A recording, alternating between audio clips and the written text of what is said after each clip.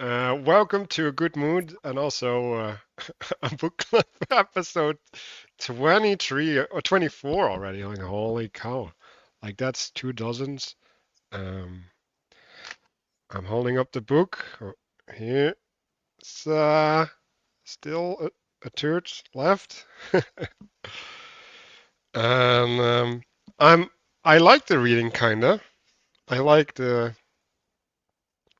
switching of the frame to the handy. Let's just say it that way. The extension of the hands of the agency with the pointing, the merging, the rectifying is is really fruitful. Also with the dreaming, like I don't know how I didn't remember all of the stuff, but I saw a lot of useful things there, and I'm like, why haven't I framed things in that manner? Um, so kind of excited for a change.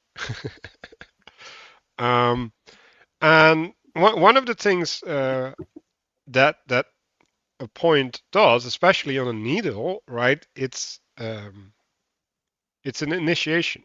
It's like it's piercing an existing territory, space, and establishing something at that space, right? Like it might be a restoration of the space itself, or it might be an attachment onto the space, whatever it is. But I was kind of caught by this idea, right? Like, what is this point, right? Like, so there's something there, and like we've talked a lot in the past about this idea that who was it? The guy that founded Constantinople. Like he just started walking with the stick to like basically show how big the city should be, and he just kept on walking, and he was like, okay, till here, and that was how the city was ought to be built, right? So there's an element of divination there, right? Because it's like, which is also interesting, because that's got brought up, right? And like you can see divination as relating to something existing that you're not seeing, right, or you're not aware of, but you can still sense. And I like I have the sense that that's the same when you put the needle in the club, right? Like you're like, yeah, I kind of hear the attachment needs to happen, or here the restoration needs to happen, and that's intuition. Um, so I don't know, like I'm trying to participate in that process, this book club. Mark. Yes, we are on 61, right? So, what I found interesting about this is again, we're sort of continuing, although I think we've expanded on the theme of, and it was RJ originally brought this up. Uh, I hope he's doing well, of showing things from different perspectives using these flat pictures. And again, this is more about the, what do I want to call it, the multi-connected aspect of the world, and that's the point of symbols, is to give you those, call them multiple ways in and multiple ways out, right? This multivariate to multivariate sort of way of reconnecting or recombining the world, right? Another word for that might be re-enchantment. And yeah, you're not re-enchanting the world, I get that. Also, we're living in individualistic times, and so the problem is people have disenchanted the world for themselves, and in doing so also for others. So um the yeah, and I liked your, dragging in Constantinople and the idea of, because that wasn't the first time that was done, right? They used to mark out the city. Um, Villages would get marked out with staves in the corners and stuff. This is not like this is standard fare, actually, because somebody has to enact the vision, And I think we're really getting to the point, because we're talking about tools and actions like spinning and weaving, and yoking, which is a constraint. We're getting to the point in the book where we're starting to get the more abstract concepts back into the pragmatic. And so that's what I'm sort of focused on here, in these next few sections, hopefully. So, Christopher.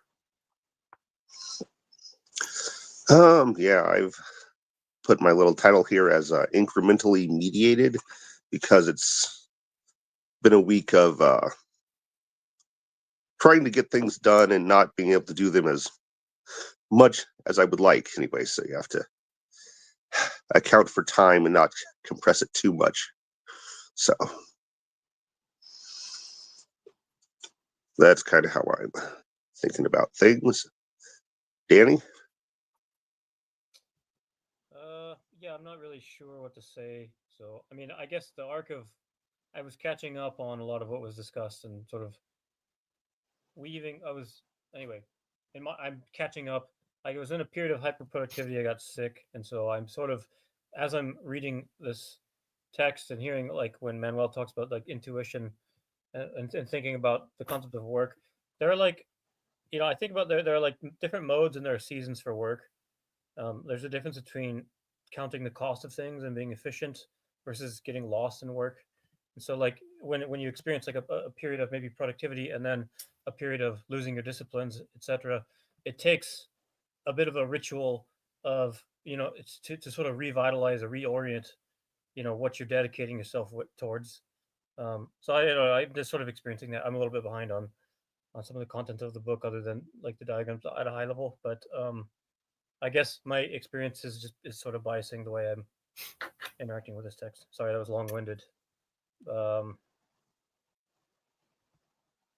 so, just paying attention to the cost of things and the revivification. In short, who hasn't gone? Let's see, Manuel. Castle hasn't gone. So my sort of subtitle here is tying up loose ends. I just wanted to mention quickly, I thought it was funny. My brain automatically filled in, Christopher, your subtitle is incriminatingly mediated and not incrementally, which I thought was pretty funny. But so I was like, a lot of the stuff that's been going on this week, and it's interesting because I hadn't actually bothered to touch this book until like yesterday, is that I've been tying up a lot of loose ends. And so it's one of the things that kind of comes up in this chapter is this aspect of like expressing the point and then also kind of actually finishing up something or rectifying, loose ends or unnecessary loops or that type of thing. And I've noticed that a lot of the things that I was working on, and to the point that Danny was making about the sort of like the cycle of like temporarily losing discipline and then having to kind of revivify. I've been experiencing that because I was sick for a little while, still kind of getting over that, but I did get my energy back this week. And so, despite the fact that I've been kind of off, there's a lot of unfinished business that I've had. And plus, we're getting to the end of the year. So, a lot of these things I'm kind of seeing at multiple scales all kind of happening all at once. And of course, that happened all in the same week that it came up in our readings. So, here we are.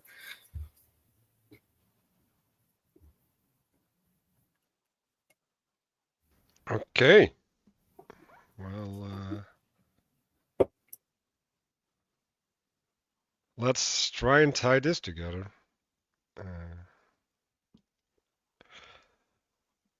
Let's see if I'm at the right place. I am definitely not at the right place. That's still not far enough. You're looking for 194. Oh, wait, sorry, 195. There. Okay. So, yeah, we're talking about the practical, but we're also talking about tools. uh, Tools are a type of clothing, right? Like they're an interface between us and the world, right? They mediate.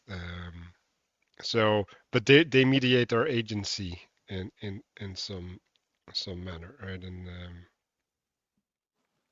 yeah, I want to immediately go to the graph, right? So when you have a tool, right, like the tool, we like to talk about tools in Aristotelian terms, right, with the four causes, right, and one of them is the purpose, right, of the tool, of the telos of the tool, and the purpose of the tool opens up an option space, right? Like it opens up a bunch of new participation, and by the opening up of the participation, it opens up organization. um, and I think that's what we're talking about, right? And so we can abstract that, and say, well, uh, there's manners in which these spaces, well, like I guess characteristics to these spaces, right? There's the form of these spaces, and they're like in some sense like the miniature versions of God's cosmic tool. Um, so maybe we want to stand still a little bit by what we would consider like a cosmic tool. Like I think the first thing that comes to mind for me when you think about technology tools in the Aristotelian sense, and that they open up the option space, right, is that like there's a fallacy that the internet would be like a bicycle for the mind, as like Steve Jobs, is famous for saying. Like tools do open up the possibility for organization, and I think if we have a lack of wisdom, then what fills that void, we could be things that maybe are not best for us. So yeah, like I've actually been like seeing that. you don't want to be given too powerful of a tool if you can't use it, right? You could Right. hurt yourself. Yeah, I've been seeing that on the internet. They've been talking about, well, the medium is the message, right? Like they're talking about things like, well, if we create the tool, then we got created by the tool, right? And it's like, well, that's not how it works, right? Like you still pick up the tool, right? Like, and so like if you pick up the tool without proper telos, right? Like without a way to, well, to fill in the space or to rectify things, as in the diagram, then you end up in some sort of possession, right? Like because then you're just in the emergence relationship. Yeah, I have. I want to point out a couple things. The book starts with structure. Tool comes later. And one way to think about that is to flip it around and say, wisdom is knowing what a valid tool is. And tools, I mean, the organization precedes you, right? Order precedes all of this stuff. I mean, that has been the progression of the book, is that the created order is already there. And then if you start to confuse that, let's say you're a materialist, the medium is the message is a materialist way of saying, oh, no, the objects around us, the material, in this case, the structure, which is represented by objects in either case, moves us, which is incorrect, right? We move objects. And so understanding that, and also understanding, for example, that it's not that rectification can't happen this way, but it's more likely to be regression. That's entropy. Like entropy is most likely going to create regression, but can also create rectification. So don't be thinking that if you don't do anything, once you've built something, it'll be fine, right? Because no, every time you build something, you need to maintain it. And a lot of people, especially people who are, we'll say, super competent or ultra capable or something, who are able to do too many things, will do too many things, but they won't be able to maintain all those things. And if they don't have the infrastructure to maintain them, i.e. other people helping them, then it does them no good to build those things. And I think that people a lot of times just miss that very important fact. It's like, oh, it's wonderful that you can build 92,000 things. Can you maintain them? Right? Because regression is always going to happen. And the fact that rectification happens seemingly randomly, although you could argue with whether or not that anything's truly random, is not a license to do nothing, right? Or to just let things happen and not interfere or any of that stuff. So I think those are important distinctions, right? Because work matters, and work matters a lot, and thought is not work. Right? It may feel like effort to you, and it may be effort to you, but it's not work because it's not outside of you. Yeah, and I think I want to introduce the team that all of the tools that we're talking about, they're like really immediate in their impact in the life, right? So they participate highly. So what happens, right, is like when I look at my kitchen, I have 25 different things there, right? And so but if you live in a more simple environment, right? Like we're gonna talk about wool and weaving and clothing and pots and all of these things, right? They directly participate in your daily activities, right? Because they're in your clothing. So you're also building the world, right? The container that fills your daily life, right? So like it's more than just a tool, all right? Like they're uh, they're in, they're activities or actions that have immediate feedback and felt feedback, right? And a story behind it, right? So you also know the pot that you're cooking in because you made it, right? Or you, you, your husband made it, whatever, like, or your neighbor made it, um, and so things become enchanted, right? Like they don't come at you via the mail with nice glazing and all the stuff on it. No. Like there's a story behind it, and maybe your kid went out to get the clay and all of that. And so we Maturity mentions it a little bit later on, but like these things they participate in meaning, right? Like they're also a way of capturing meaning in life and also weaving uh, time effectively, right? Like it's weaving all the activities that you're doing into a whole, right? That's the structure that's going on beyond that.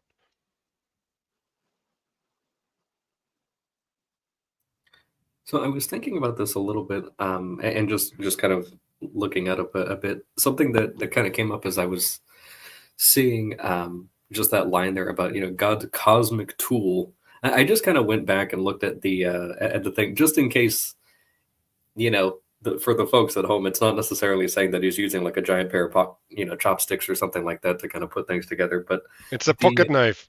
yeah. But this thing about tool comes from ta, which means to prepare, and like literally specifically to prepare leather. So you're kind of talking about this connection between like a school and clothing, and this sort of thing of like a container or like dry land or something like that. It's this aspect of straightening something out. You think like, oh, this person's clothes are all disheveled. You got to straighten you up a little bit. It's not necessarily going to manifest as like an actual like straight line, but there's something very intuitive about seeing if something is straightened up or if it isn't. And so if you're seeing just kind of like setting up stability as such as the means of preparation that he's using, and then just kind of seeing that happen with both like him providing the garments of skin to Adam and Eve, but also the actual like setting up the containers for the entire universe at the different scales as well.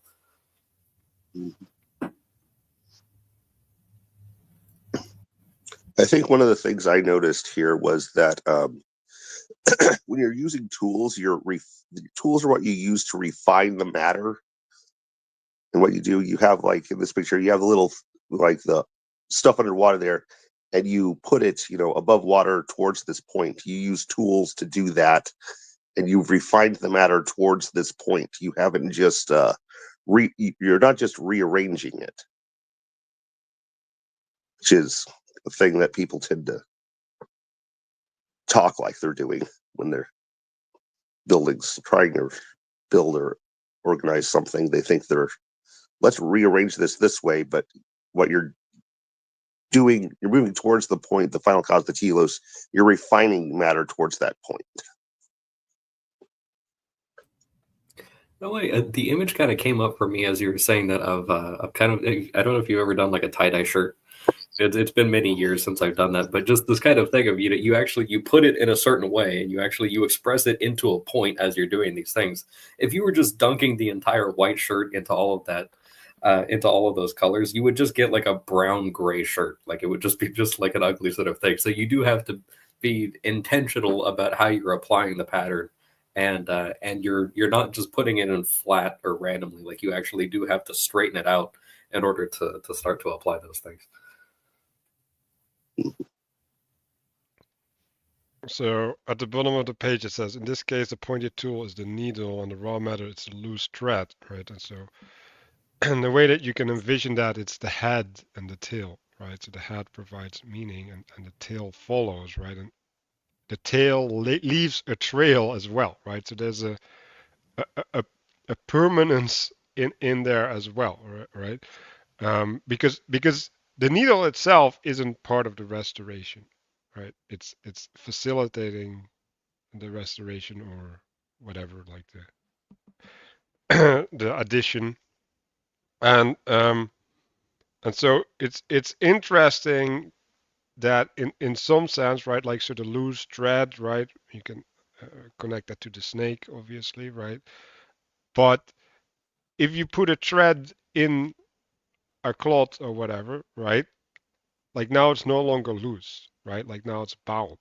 So it solidifies in a manner, right? And like I think that might even be analogous to like the snake climbing the tree, right? Because if it's wound around the tree, it's also solidified.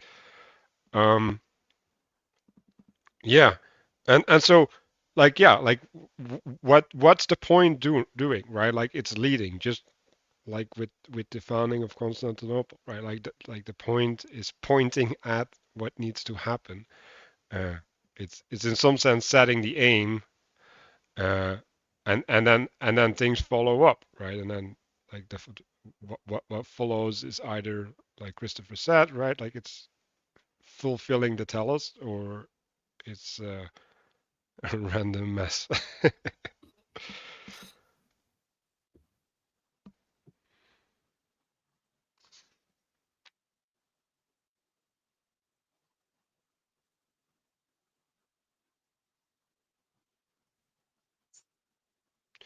Okay, let's go to the next page.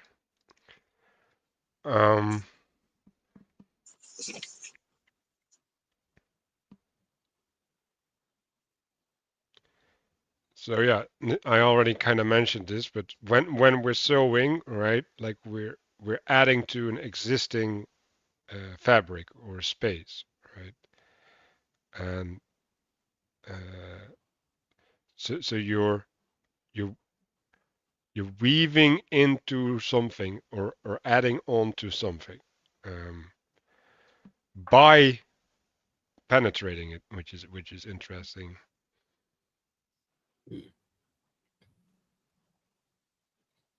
I like what he mentions at the very top of the page, that the miniature axis can be both a needle but also a pair of needles. So you can have, and then he says that it's a symbol of focusing power to distribute a point. So I just thought it was a nice little mention there, that you can have multiple like, you know, I don't want to say axes, because then that kind of implies like, oh, then you've got like the axle and all these different things, but you can have the same sort of manifestation of the axis happening in multiple instances, all focusing to distribute a point as well.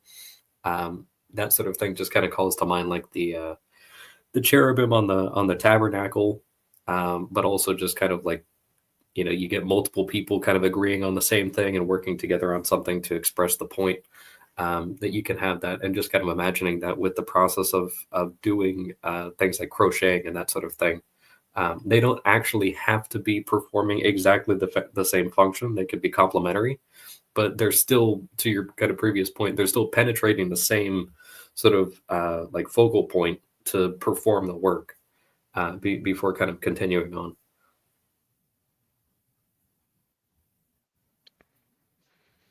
Yeah, so when you're sewing, you're getting like a specific point, a specific interaction, but then he goes further about knitting, and he's talking about the knot, right? And knots don't really have a center, right? Like they're like gathering around something, right? So they're holding a point or something, or they're around a point, but they're not themselves a point. Um, so it's like a binding of space in some sense, right? Because or a constellation, right? And then if you consider like weaving or something, right? Like it's like a whole a bunch of binding of space bound to each other, right? So you get the well, not the well, you get an additional space that's the space of spaces. Let's just call it that way. Um, and that space is then used for clothing or something, right? So like then that's also another space covering your body. Yeah. Well, the weaving creates a barrier, right? That doesn't pre-exist, and knots create a barrier usually of length to something, right? And so this is more about constraint in this context. And yeah, you can look at sewing as a restoration, right? Because you're taking things and putting them together in a way. Weaving is taking things and putting them together in a different way. It's a tighter binding. And weaving is, you've probably heard the expression, create from whole cloth, right? Weaving is the creation of cloth from component, basically. Whereas, when you're sewing, you're doing that to bind pieces of cloth together, typically, right? And so that, it's a very different. There are two very different ways of exemplifying loosening and tightening, right? And that's part of it. It is that you need the barrier, the constraint to create the space, right, or to contain the space. It's a better way to say it. And without that, you've got a problem, right? And the problem is you can't differentiate. And that's why this is important, because it takes tools to do this. In other words, you don't create space by going, oh, I've got a mystical group of people and they're all programmers. And it's like, but that doesn't work, right? You have to have constraints and lines of delineation. It will say are able to be discerned by other people. That's why you can't just say you're part of a group. That doesn't. You can't say, "Oh, I'm part of the Illuminati because I said so," which is a famous joke among conspiracy theorists. If maybe you don't know that, but it is.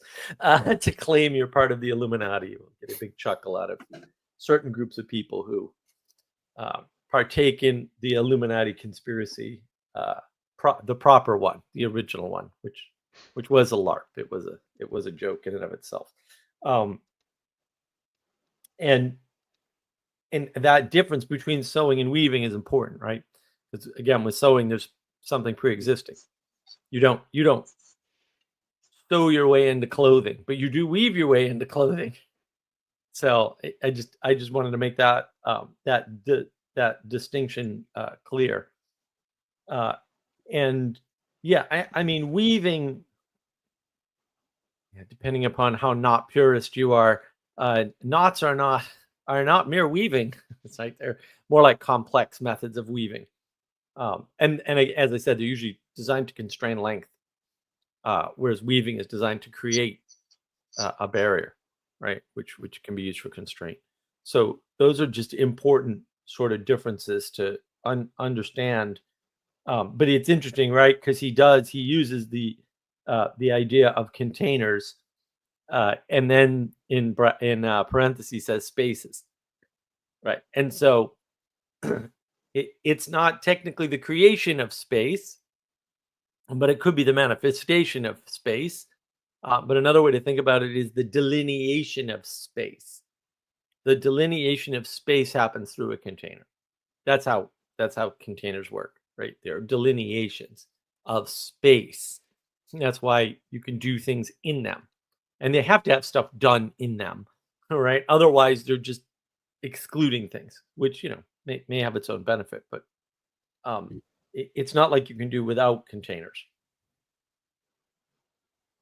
Yeah, I like the mention as well of the sewing needing to be something on something that's already pre-existing versus this thing of there's this nice old lady that taught me how to crochet when I trained her how to dispatch years back, and we were working night shift, and one of the things is that you can very easily get your stuff wrong. And that's one of those things is that you don't really need a pattern to participate in when it comes to sewing and rectifying stuff. You can kind of just do it. Like there's better ways of doing it. You can be good at it, but also it's easy to sew something or patch something and just kind of get it done if you just have like the basic concept down. Whereas if you're trying to like make like a beanie hat or something or like a scarf, like there is a necessity to have at least a basic pattern. Otherwise, you're going to get some sort of lopsided mess, and maybe that's okay. Like maybe that in a sense you're kind of trying to just rectify an issue of being cold or something like that, and just anything will do. But also to the point of like, oh, you can't just say, oh, I'm a part of a group. You can't just say like, I crocheted a thing, and it's just like it doesn't actually serve any sort of function. I mean, you can definitely make the same sort of motion over and over again, but really it's just a whole bunch of knots at that point, not serving any sort of purpose if you did it with that, like at least some sort of vague pattern in mind when you went into it. Yeah, so extending from the graph, right? So if you have a thread, right, like you can put that into a textile, right, to create a surface. But if you don't, right, like if you don't work on it, right, or then it forms a ball, right, and like it gets its own knots, right. So there's a potential in the thread, right, and it's going to be actualized in a way, right, because like the thread can't exist as a thread because it will tangle, and so it's interesting that when it like just forms a ball by itself, right, like then you got this well condensed potential, but like Castle said, right, like you just made something that's useless, right, like it doesn't have any purpose, right, or you make a surface, right, like there's a yeah, in some sense it's explained, right, like it's making a plane. um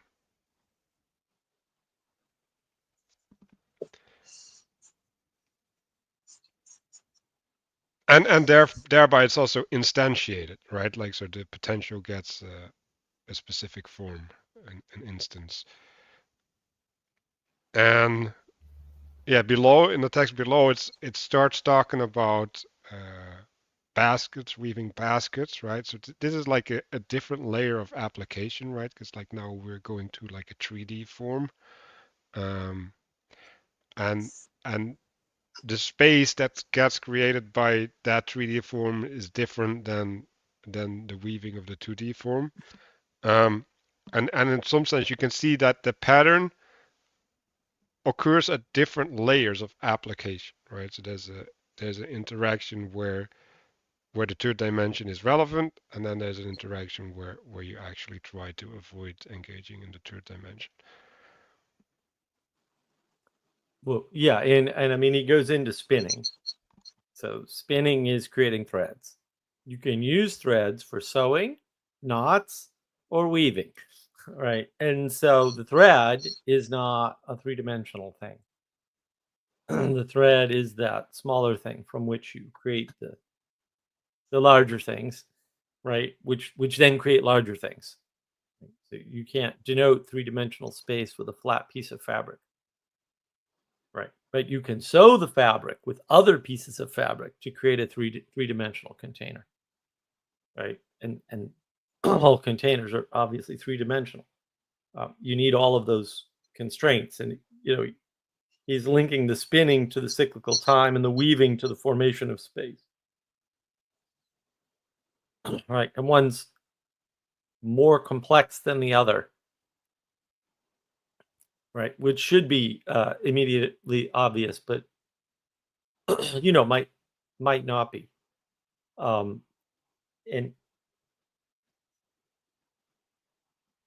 yet, I think Mitchell's commenting on my channel. Yeah, you don't have to weave with thread.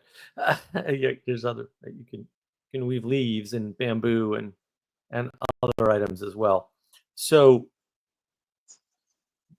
that is part of creation of space, but the spinning is part of the creation of cyclical time, because it goes on in some sense, right, in a linear fashion.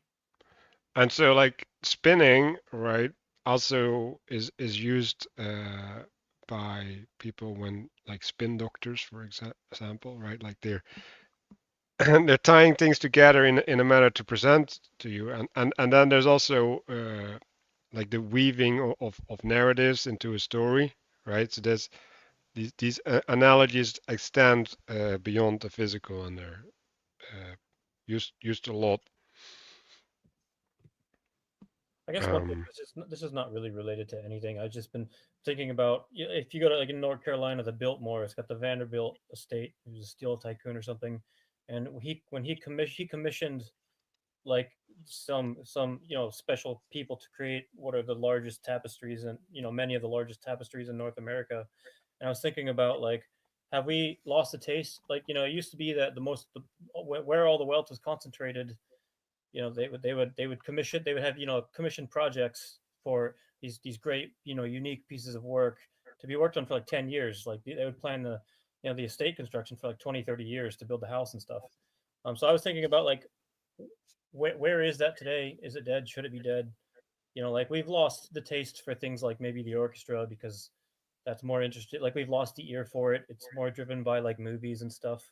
It's been influenced in different ways. But like, if you think about, is that just an aristocratic taste that like, or has art just moved on, or is that I don't know what to make of that. But it was just sort of an observation that that was only the late 1800s maybe, and I'm just kind of thinking about, like, what is that as a category? Anyway. Yeah, I mean, Danny, it's a good point. I mean, it is totally related. When you lose the poetic way of informing the world, you don't understand the importance or the beauty or the truth or the goodness of weaving. And Vanderbilt wasn't steel; he was shipping and later railroads. But interesting story. Man who built America on History Channel. A great series. What more broadly, what they were doing, and I haven't been to the Biltmore yet. I gotta go, but I've been to the ones up in New England, obviously. The cottages in Rhode Island, the little summer homes. They used them for 3 months a year. Gorgeous. I mean, they're insanely gorgeous, right? But what were they doing? So a lot of that stuff, and if you get up to Boston, the best place to see it is Boston. When you go to the Isabella Stewart Gardner Museum, you can go down to Newport, Rhode Island, and see the cottages if you want. And there's other places. There's a couple of other houses here and there. There's only a couple down south. Biltmore is one of them, right? They were importing things from Europe. And by things, I mean people. Right? They were importing physical objects and craftsmanship from the, quote, old world to the new world to create what came to be known as the nouveau riche, right? Which was there to exemplify, and the Puritans would have been upset. I lived amongst them to some extent. I'm French, damn it. We're not Puritans.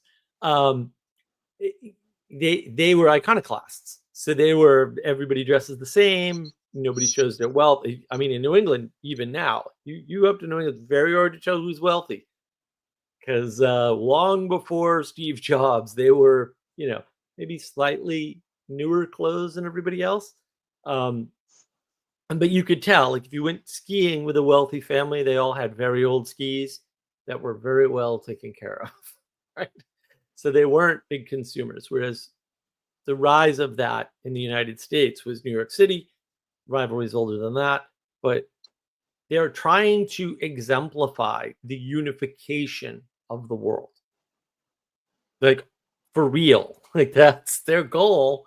And maybe that's a good goal. I mean, maybe that's what we were missing, or what we needed to become, what we became in the sort of post-industrial boom, because the late 1800s, early 1900s is the period we're talking about. Bringing in that exemplification from Europe gives us something to look up to and unify towards.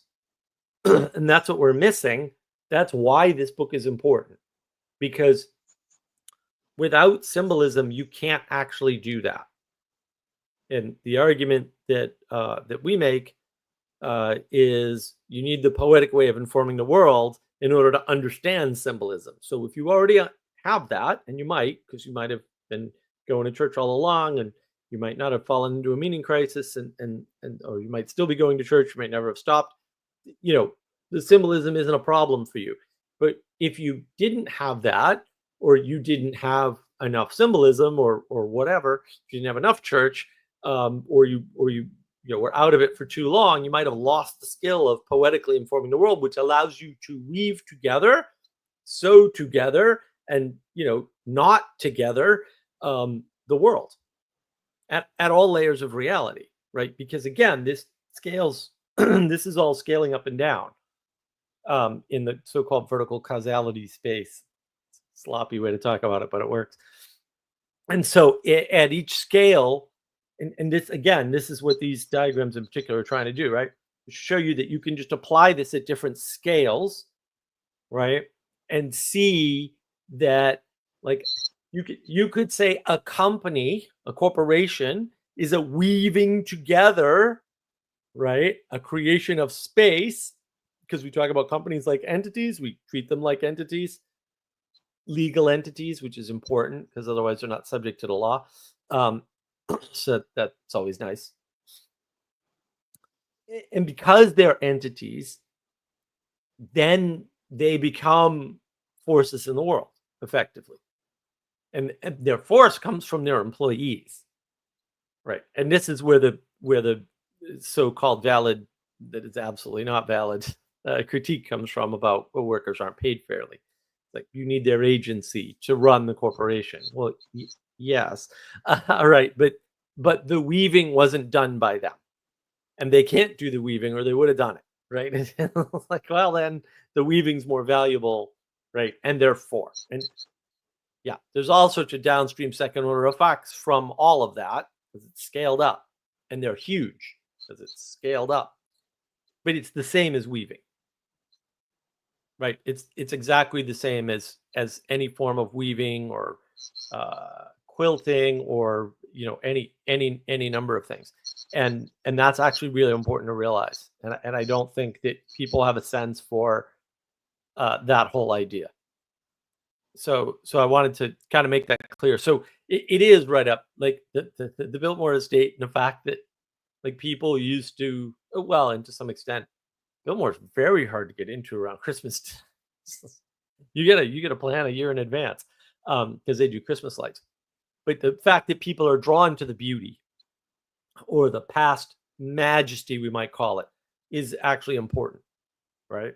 And that was our attempt at legitimizing our nation, if you will. That whole time period, the so-called Gilded Age, that's what it was all about. And so we stole whole castles from Europe and tried to bring them here. But there was no need. We have our own castle in our book club. So we've already got one.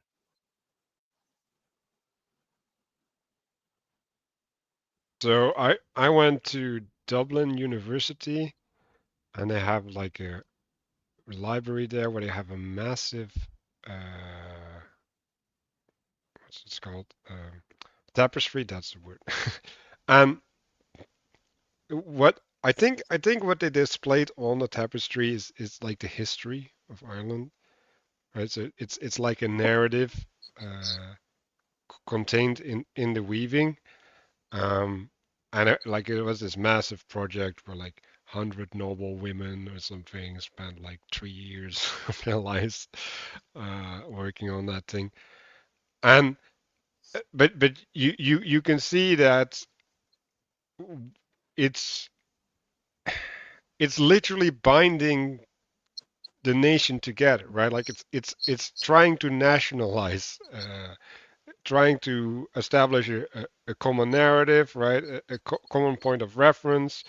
Um, and so like if you want to say, well, isn't art doing that anymore? Like, well, no. Like most modern or postmodern art can't deal with narrative, right? Because like that be an imposition, right? Because if you establish a narrative, then everybody has to conform to the narrative, right? And then you offend people.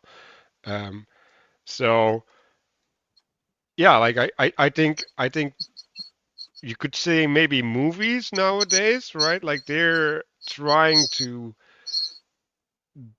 take things from culture and weave them together into a narrative, so that like we can kind of as a collective take stock of where we are and have a common point of reference. But yeah, that's been a disaster. So yeah.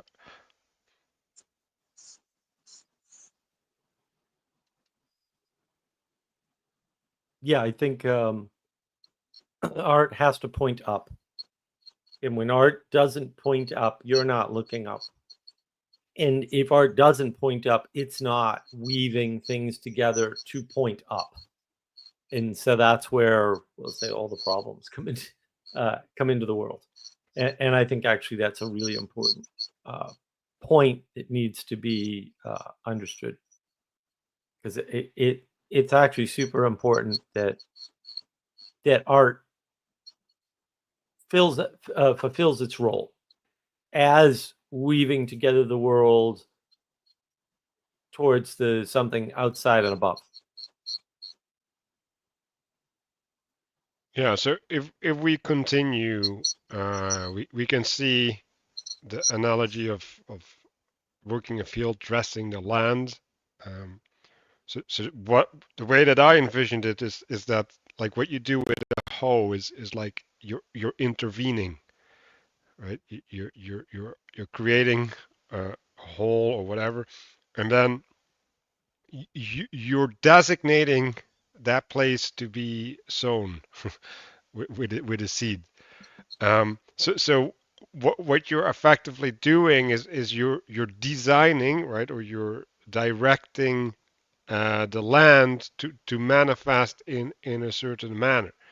Um, and I think the connection of intentionality, right? Because basically what you're doing is you by having the point exert itself, you let nature conform to your will.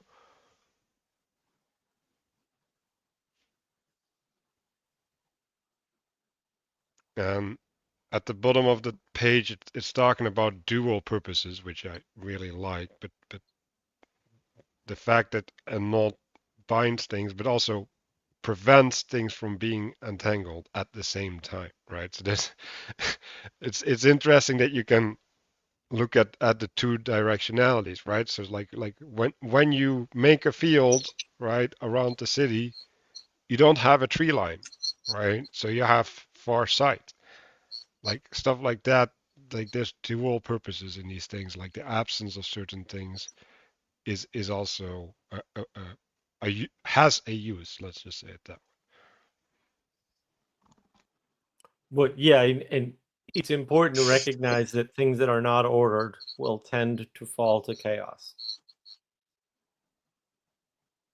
And that's really, what's, part of what you were talking about, right? Like, if you don't order the things, they'll fall to chaos. Like a single thread dropped on the floor will tend toward knotting itself in a random fashion that will annoy and possibly frustrate you for a long time to come. And that's why it's actually important to, if you've ever been to a water-powered mill, and if you haven't, there's plenty in Lowell. You just go to the museums there. It's important to do that process continuously, right? Because then you just come out with a super fast, efficient garment, run totally on water, and the threads never get like lost, or they never become a problem, because you can do all the spinning and weaving as one continuous set of processes and not risk that. I mean, you don't have to do it that way, right? You can spin it, put it on a spool, and then use it to weave, right? That's how it used to be done. But you have to order it after you spin it. Otherwise, again, you drop the thread, it'll tangle naturally. That's entropy. So that's where the problem comes in, is that if you don't take the responsibility for ordering things will fall to disorder. And to Danny's earlier point, when you don't exemplify what good order looks like, say by having art that points up towards the highest, and maybe you have to steal that from Europe because there's too many iconoclasts in your country, then you do that. Like, that's what you do. That is actually the correct answer. And yeah, I mean, look, everybody can't participate in that, but everybody doesn't have to participate directly in it. Everyone has a role in the hierarchy to play. And if you try to get rid of icons, right, you destroy the world. So don't do that. That's not hard. Just don't put your time, energy, attention into that. And that's interesting because Mark pointed out the social fabric there. Because if you see that there's a bunch of people that have a point of contact with the meaning, right, it gets woven into the social fabric because it becomes a part of common parlance, right? So like you can see it happen on Twitter, right, or X. Like there's things start entering the zeitgeist, and even if you don't have direct contact, you still get exposed like indirectly and start adopting certain behavioral patterns because that's just the way that the spirit is flowing. Yeah, so I think it's also important to realize that when you let a thread fall, it kind of doesn't tangle. It tangles when you pick it up. It's like there's a rebellion to participation in there somewhere. Yeah, and I think that people misuse this idea of social fabric, right? Fabric is something that's woven together. The things that affect you that are not ordered are not part of a fabric, right?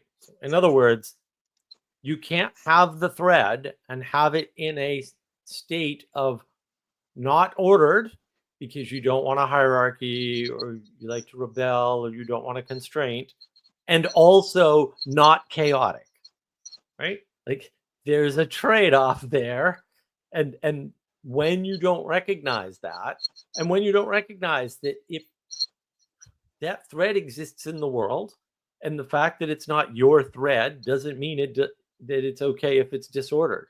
That's actually the opposite of how it works. Like, it actually matters that every thread is ordered. Because if they're not, there's no social fabric. And when there's no social fabric, there's no container. There's no way of telling where you are in the world, hence the meaning crisis, right? There's also no way of having a quality relationship with people because you don't know how far away from them you are,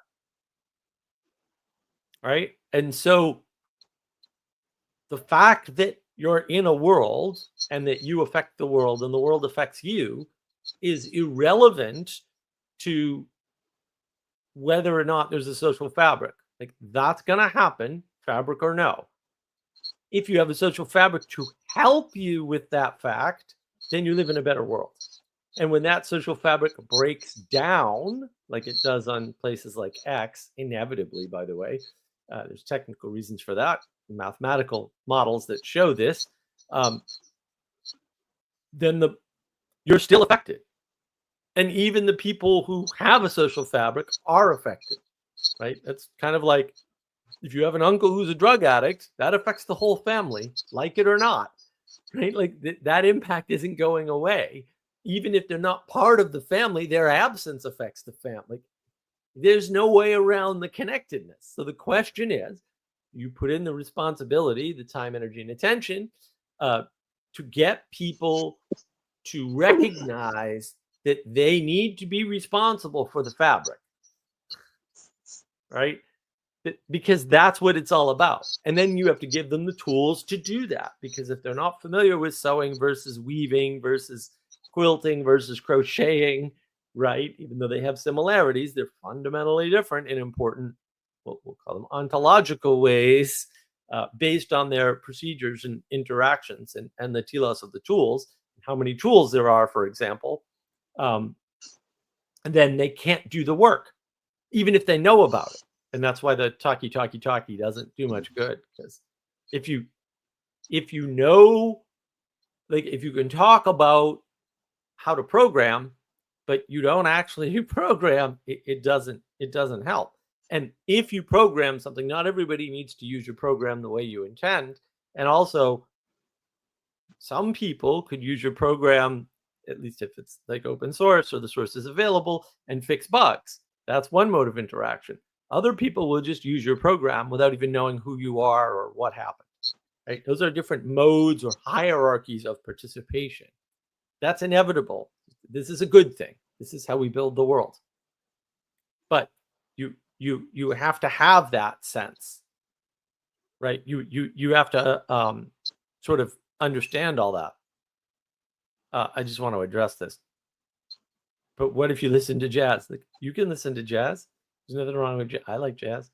I like, improvised jazz. We'll say better than we'll say the genre jazz, which is kind of all over the place.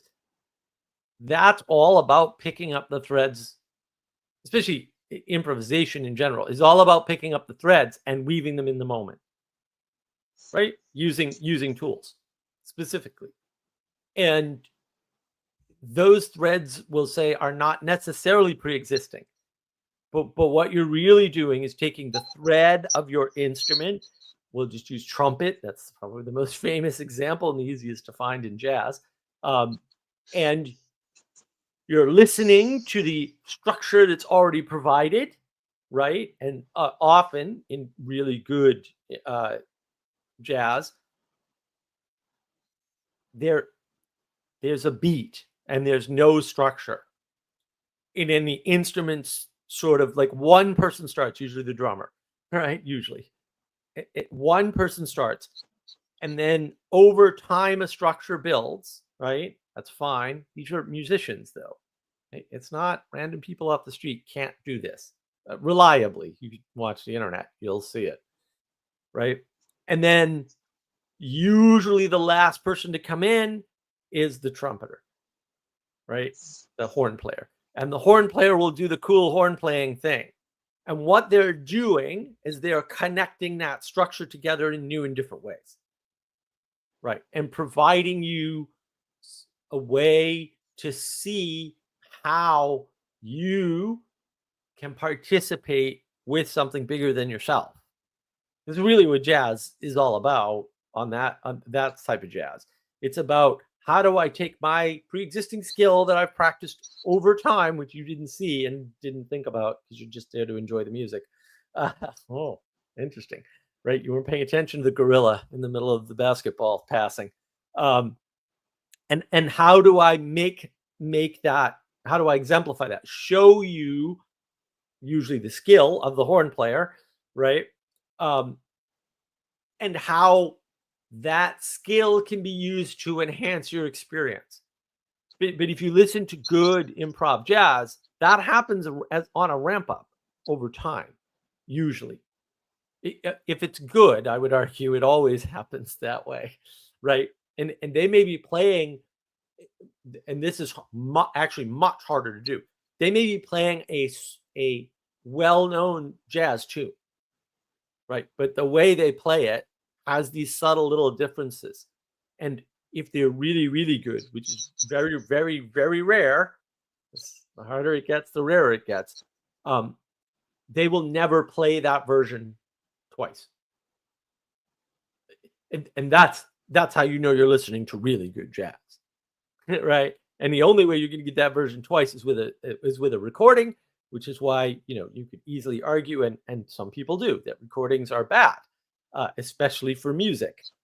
And they might cause too much repetition, right? They might encourage pop music as such. Maybe pop music can't exist without recording. No, I definitely can't. Sorry. I'm just going to tell you right now. Sorry. And maybe that would be better for the world. I don't know. I know which way I'm leaning on that. The fact that I mentioned it should tell you which way I'm leaning on that. So the idea of forcing a participation in the moment, and in some ways the rise of jazz improv music as such is all about trying to regain what we already had, which was skills in participating in events as they happen, right? And that's like really important to understand, is that that's actually what's going on, whether you realize it or not. Which, look, it's okay if you don't realize it. It's still okay to like jazz. Thanks for the compliment. Also, thanks for making me articulate this, because I'm sure I've done it in parts of it in pieces before, but having to put it all together like this because we're reading this book, probably couldn't have done it without the book. Thank you, Matthieu Pageau. I appreciate it. That's what this book is about. The ability to start seeing things at that level and tying them together at that level, right? Because they're not simple, and it's okay if you don't understand them, right? Like, you can participate in things you don't understand. At some level, I don't quite understand this book club, and yet it works wonderfully, right? I mean, this is a form of jazz, especially when we get wonderful, insightful, and well thought out questions. So keep those coming, and we'll do our best to kind of answer them. So that's how the weaving and the spinning works. We'll say, I don't know if is that 2 layers up. It might be 3 layers up even. I don't know. That's how that works in the musical system, right? And of course, as you get higher, there's just more moving parts. And this is where, like, John Vervaeke would invoke combinatorial explosion or whatever. Combinatorial explosion just says science doesn't work. That's really all it says. Came up with that in the shower this morning. So there you go. I probably said it before, but I was like, no, I think I'm going to double down on that. And yeah, you can't, in other words, you can't map it to the math anymore. The math gets too complex and you just can't do it. And that's an amazing thing, that, like, you can't map jazz to math, and yet you can appreciate jazz without understanding any of what I just described is going on, right? But that weaving together, it's also why people like live music. It's not the only reason. There's lots of reasons to like live music. I don't really like live music. It's too many people, but I like small clubs where people play jazz, improv jazz. But that whole idea, like, it just gets more and more. There's more and more moving parts. Like, if you go to a big concert in particular, we'll say, right? Whereas if you go to a small symphony, so if you ever get the chance to go, I think they still do it. Although they might have switched concert halls. In the Isabella Stewart Gardner Museum in Boston, it's literally across the street from the Museum of Fine Arts, which is the lesser museum, in my opinion. You can listen to concerts. I think it seats 20 people. Like, so that's it. It's not. It wasn't easy to get in, but I did do that on one occasion, and it was amazing. I think it was a violinist actually who was playing, but yeah, amazing stuff. And that's a very different experience from going to a big stadium concert, or like I just saw ELO recently on their farewell tour. Very different experience. Don't go to Boston for concerts. Go to Madison Square Garden, get in quicker. Yeah. So but that's what this book is about, is figuring, like, being able for you to appreciate that, even if you can't, we'll say, articulate it or understand it or, appreciate it fully, that's okay. But being able to appreciate that there is a majesty to the world, because there is an ordering that pre-existed you that you can experience and participate in. So I want to, Cassie, you want to go in or? Well, I have a few things that I was just going to add in, but I don't know if I should go first or not.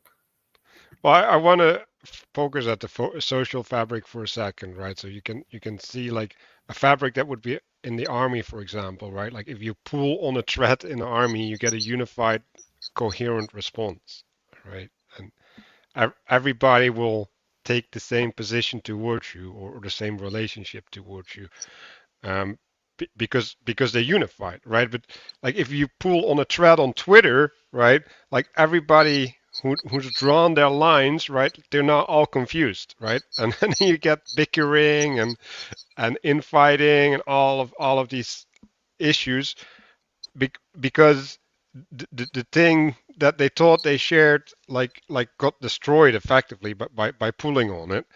And you can look at James Lindley trying to weaponize that, right? It's like, well, I'm just going to do this hoax, right? And then I'm just going to, like, well, we'll get into it, show everybody's naked, right? Because I know what they were going to react like or something.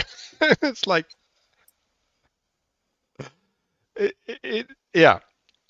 At a certain point, right? Like when you're trying to play these games, it becomes stupid, right? Because like I've been saying that James Lindy is fighting phantoms, right? Because like when you see a thread and you see people relate to that thread and say like that's one thing or something, right? Like they're unified. Now you're inferring the fabric that just isn't there, right? And then you pull it, and it's like, well, like, okay, like a bunch of things happened, but like nobody cared but you. I guess that's that's the point.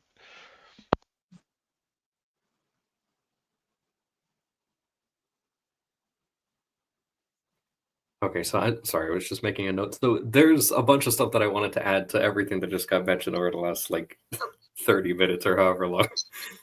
So I wanted to quickly make a mention. So there was this aspect that you guys mentioned about, on the edge of a city, you have either a tree line or you have it completely just as a clearing. You have that advantage of kind of the extension of your site, but also the kind of, there is, depending on what you're looking to do, and this could go not only with kind of like dressing the outskirts of the city or something like that, with having a tree line, you can dispose of things. You can have your chopped wood and all that stuff, and it'll blend in really nicely there. Whereas if you have, a clearing, there's a lot of things that wouldn't be acceptable, that they would be an eyesore if you had that there, and you'd have to set up a completely different location. But I was thinking about that with respect to like a person's clothes. So this thing of like being more identifiable by having a clearing on your clothes. Like a lot of times I wear just plain colors most of the time. Is a lot easier for me, but there's certain advantages to, say, if a person wears graphic tees and they work outdoors and they're dealing with stuff getting on their shirt, it's a lot less likely that people are going to notice that than if you're wearing like a somewhat lightly colored, like solid color shirt or something like that. Whereas one of those would be more appropriate in an artificial space. Say if you're showing up for a meeting or something like that, or you're going to lunch with somebody, it's a lot less likely, the more refined or artificial that space is, that you would want more unusual designs on you. And so I was thinking about that, and then I was thinking about so there was this thing then with spaces, like especially like meeting spaces. So this past week I was at a meeting, and normally they meet in a particular room And something was mentioned earlier about, people outside the organization or community can pull on a string, or they can cause a tangle, or if they get tangled in for whatever reason, like if a community meets at a place and that place is run by a larger organization or something like that, then in a sense you've been tacked on, or you've been kind of like patched on to that thing. And if something doesn't go right with the larger structure, then that also tangles up your thing and causes confusion. Or if someone in that larger structure starts to pull at a particular string, then they can start kind of unraveling your thing. And I saw that explicitly this week, where normally this group meets in a specific room of this building, and they had pretty much reserved the same room on the same time, same day of every week for the entire year. And they did that, a year in advance and everything. And then they were told, no, you don't have it reserved. So they had to go to a different location. Turns out the secretary made a mistake, but after they realized that, then, it was too late. So they ended up in the side community center, a different building, walking distance from the other one. And I noticed there that it was a brand new building. They spent an enormous amount of money on it. And it was extremely plain. Like it was a very strange thing to kind of experience, that there was nothing really notable about this building, as new as it was, because they wanted to make it as like modular and like reusable for many different purposes. And for that reason, it had like, the truck stop bathroom lighting and like somewhat low ceilings. And then it just had, it was just a giant white room. And it's supposed to be a place where people can do like wedding ceremonies or like receptions, or whatever. But we were just doing like kind of a business meeting in this place. And even still, there was something like just so distasteful about it. And I think that itself, it was interesting to me, because as plain as everything was, you could kind of see the inconsistencies or impurities by just how plain it was. And considering that this was also a church building, like there's just nothing to indicate that this was. And but then the fact that there was a lot of strings that had been getting pulled these last few weeks by outside people within the overarching organization, who had been kind of like plucking at certain stuff that wasn't really their business to, and that actually created some infighting. I actually raised voices and cursing, and I was like, this is amazing. It's actually playing out in real time, like 10 feet in front of me. And it was important. They worked through it more or less, probably to be continued. But the point is, it's like all of this stuff of the unraveling or untangling or people pulling on threads they shouldn't was happening like right in front of me this week. So that was a cool thing socially. And then I just wanted to add to the jazz thing. I 100% agree. This book club is a jazz book club. That's like, even with the setting up the intentions at the beginning, and then we all go like after all that stuff, there was as a team, I haven't played in forever, but I would play alto saxophone, and there was this chance I had as a teenager with a bunch of other teenagers where we went to a place where the jazz band from a place called Preservation Hall in New Orleans came over, and there's all these like really old jazz players that were extremely talented.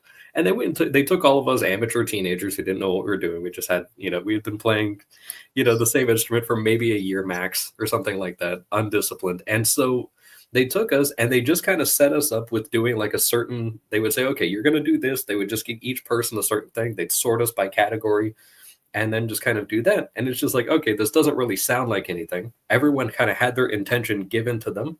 They participated in it and everything. And then at the end, as to your point, like the conductor was also the trumpeter. And then he shows up and it's like, oh, we're doing When the Saints Go Marching In or something. And it's just like, oh, there it is. Like I couldn't even see it until the last guy tied it all together, and then he goes and does his solo. But that was the thing, is you wouldn't get that same version ever again,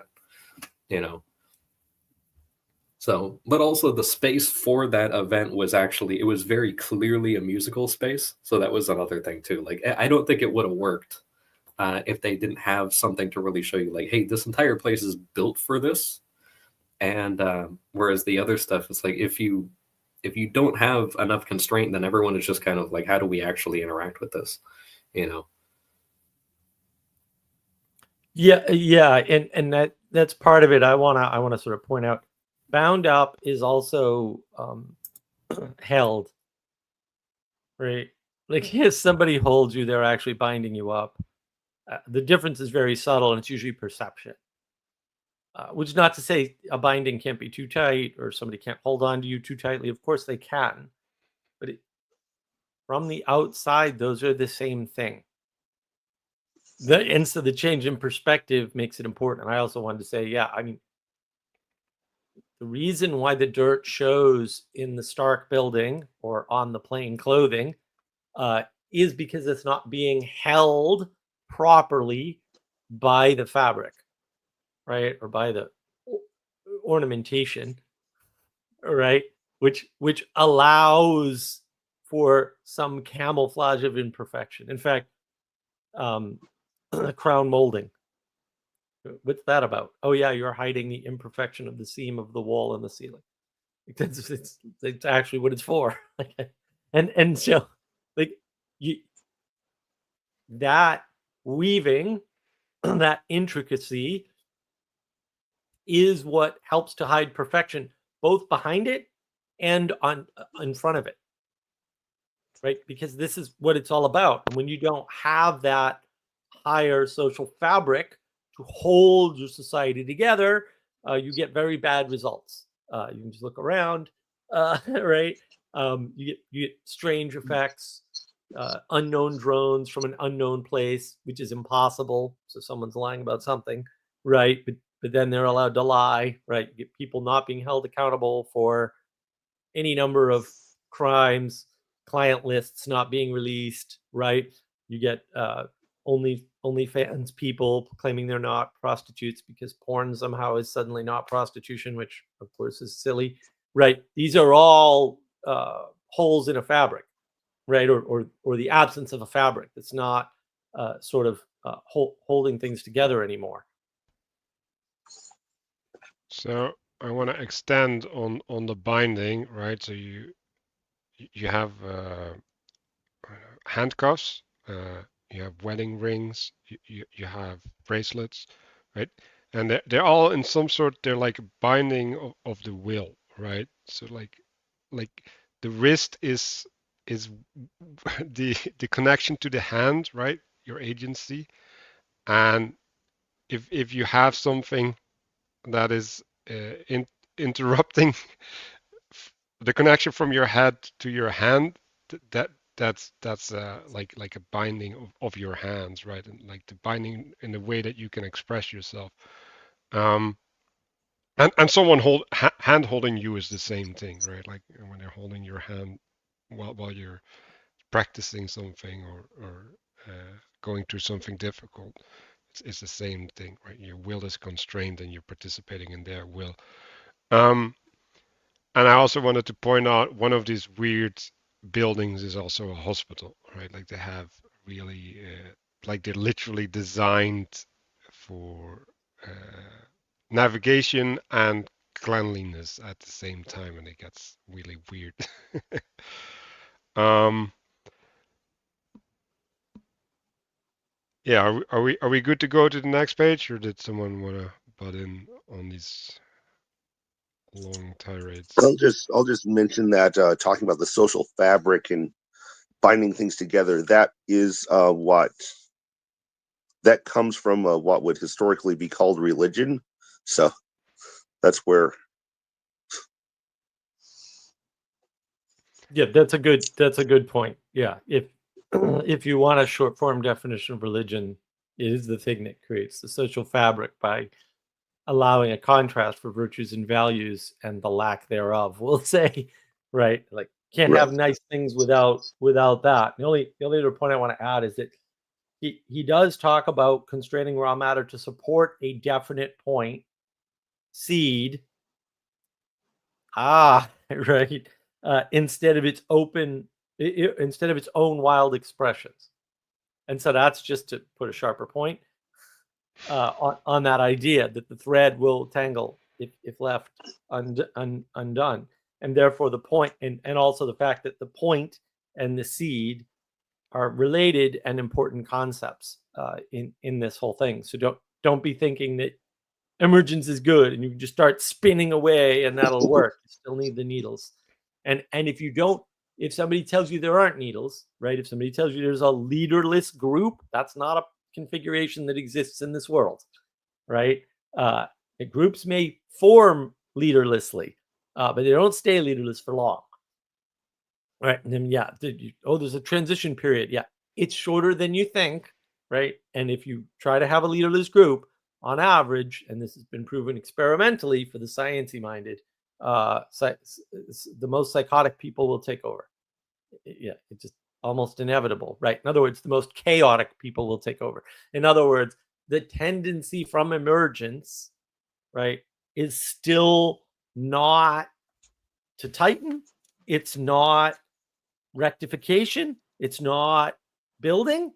It's destruction and chaos and regression and loosening.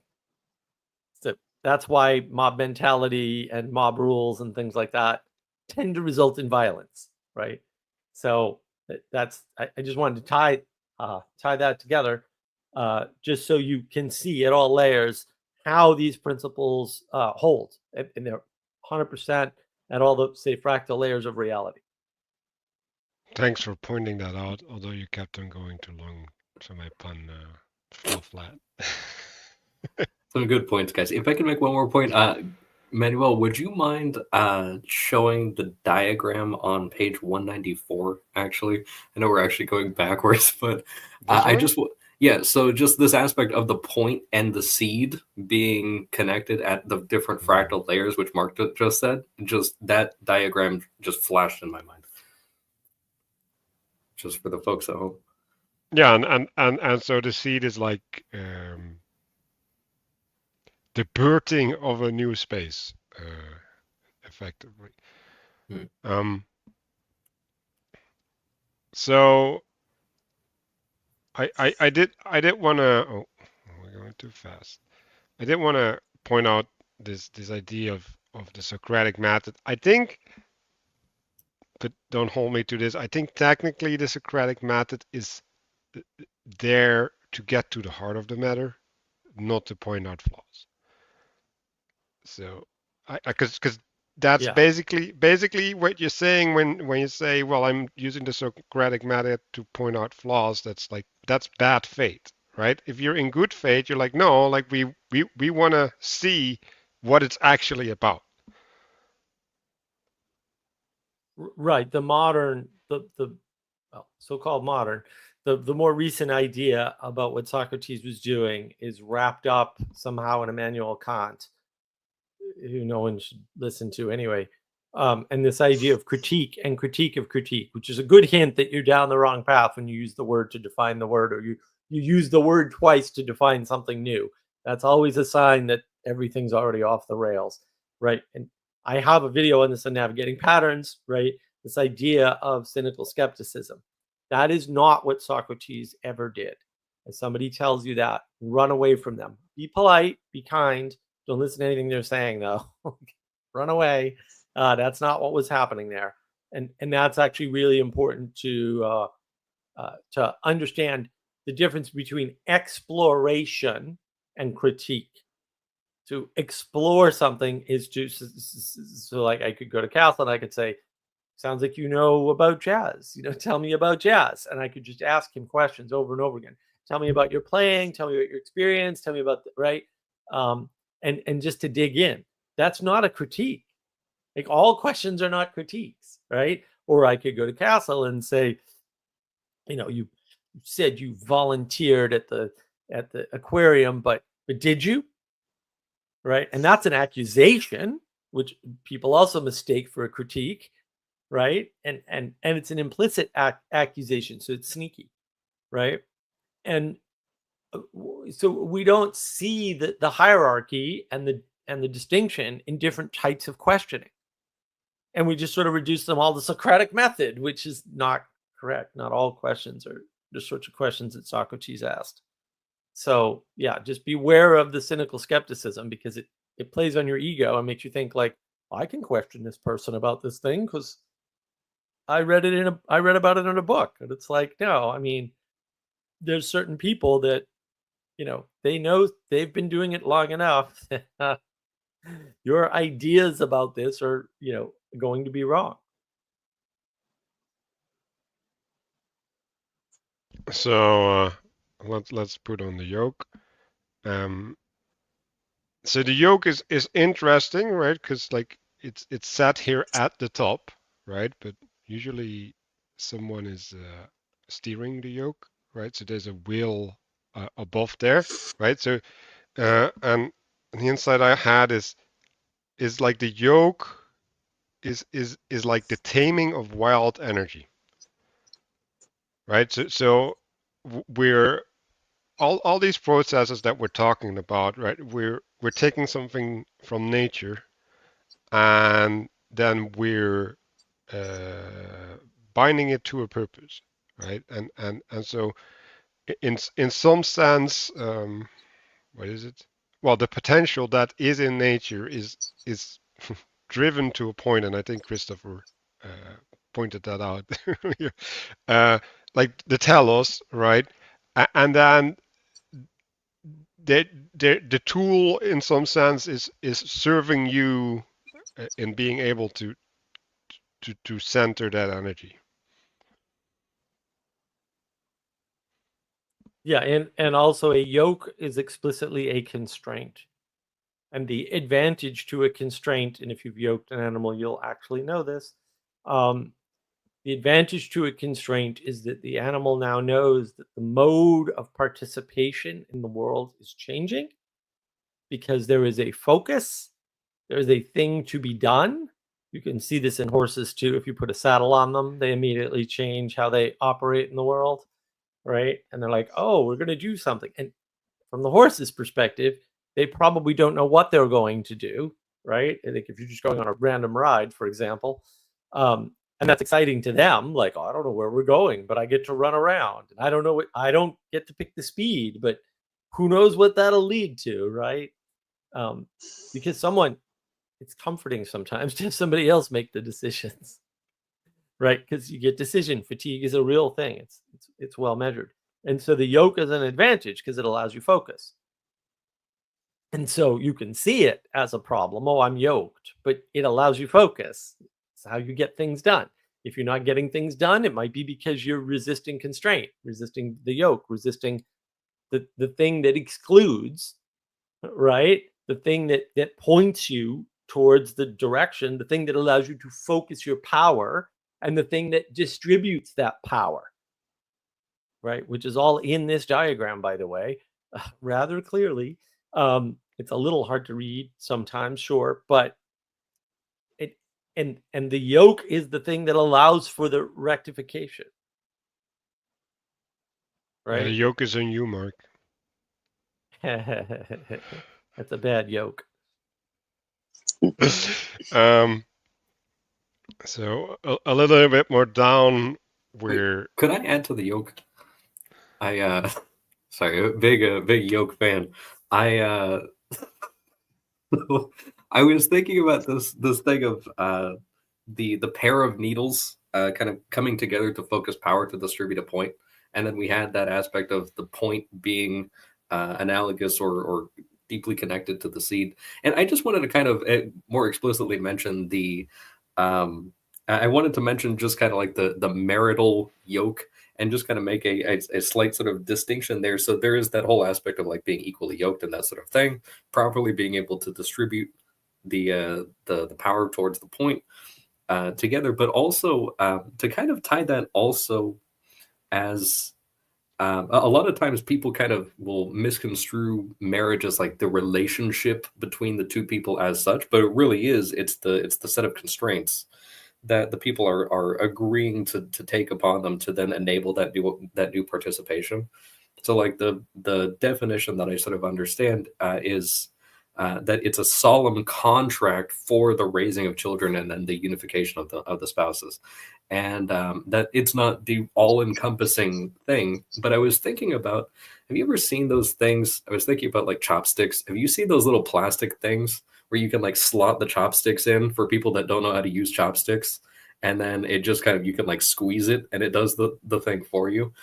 I was just kind of thinking about that as an analogy between just kind of like state marriage, where it's just kind of like the courthouse type of thing, versus kind of like one that's actually nested within a tradition, being like an actual hand that has like a little bit more complex functionality.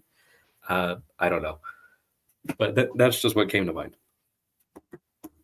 That's that goes into the difference between a marriage as a contract and marriage as a covenant. You've got, because you can have a contract between just two people, but a marriage has there's more than just the two people involved in the covenant. So Right. And that brings us to indeed a contract and writing a contract. And the insight that I had about the writing part is that the writing is binding spirit to matter. And then when bound, the freedom and nature of the word change, right? So when you express a word, it is contextual, right? Like there's a way in which it has fullness, it has aliveness. But when you write it down, you decontextualize it, right? Like you flatten it, you make it dead.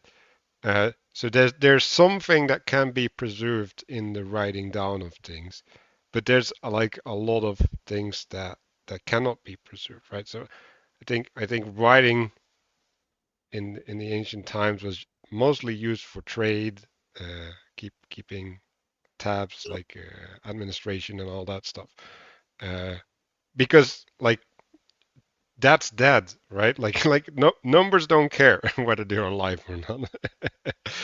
But if you go beyond that, right, like law or a marriage contract or whatever, right, like you're gonna have to live that out, right? You're gonna reinflate those words. You're gonna enchant the world.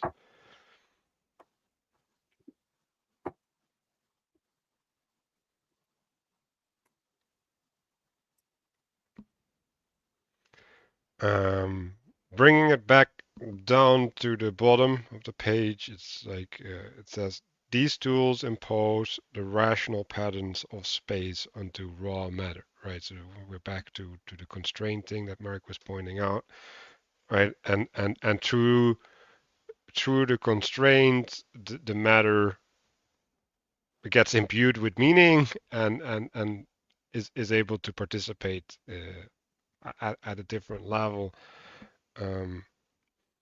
And it's interesting because they're talking about vessels, right? Like even writing is putting something in a vessel over time, right? Like it's being held, and the definition that I came up with for vessel is that they are spaces with set rules. It's not so much what they hold, but more so what they separate. So it is like when you look at a pot or something, right? Like it's not, what makes it a pot is not that you can fill it with water, right? Like it's that the water won't go out and like it won't mix with the outside.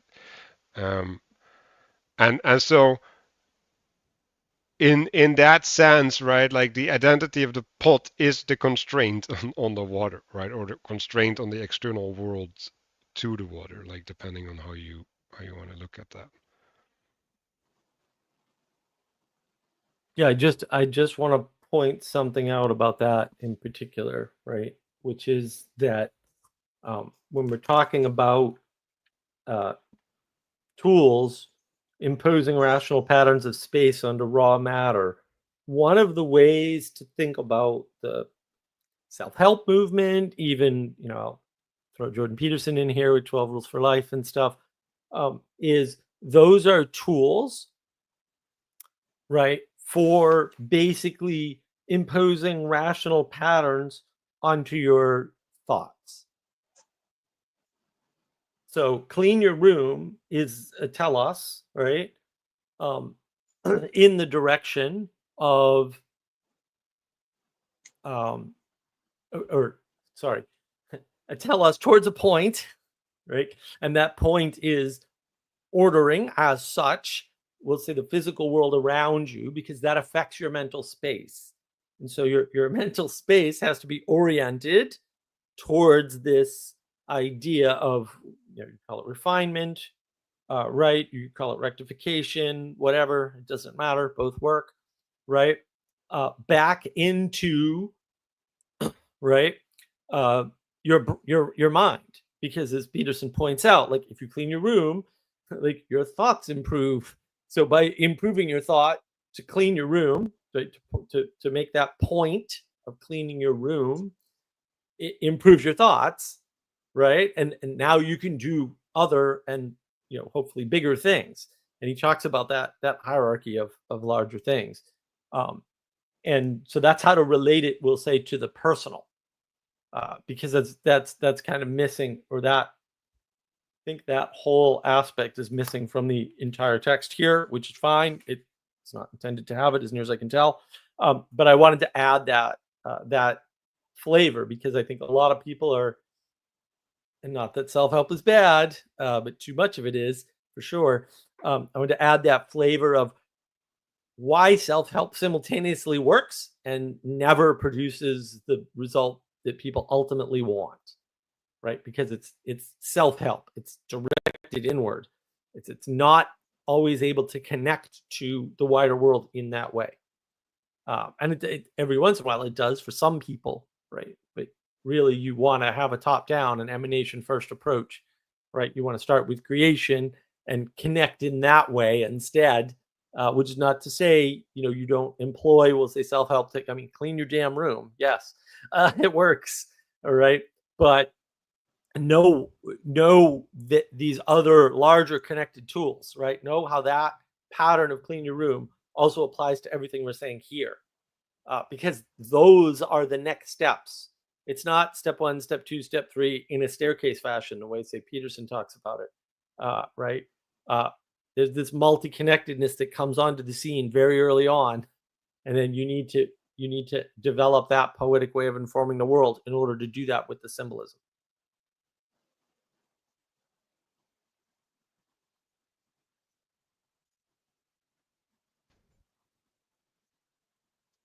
Yeah, no, I'm always annoyed with this self-help or this therapy, because yeah, they're never integrating, right? Like they're never taking things into account, and what ends up happening is effectively that they're presupposing that you're healthy, but you're just like a little bit off, and you just need to be corrected in your offness, but they can't actually straighten you out.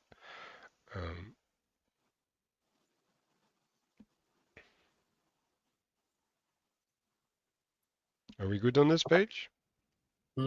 I think I just wanted to mention something about the coiling, like the making the snakes from wet clay and binding them into a solid vessel. It just kind of that aspect of taking a thing that is, seems like it would not actually properly host the identity, or wouldn't be able to provide the correct constraints, but under the right conditions, and then after being assembled, then being exposed to also the correct conditions for refinement, because you still have to run it through a kiln and all these things.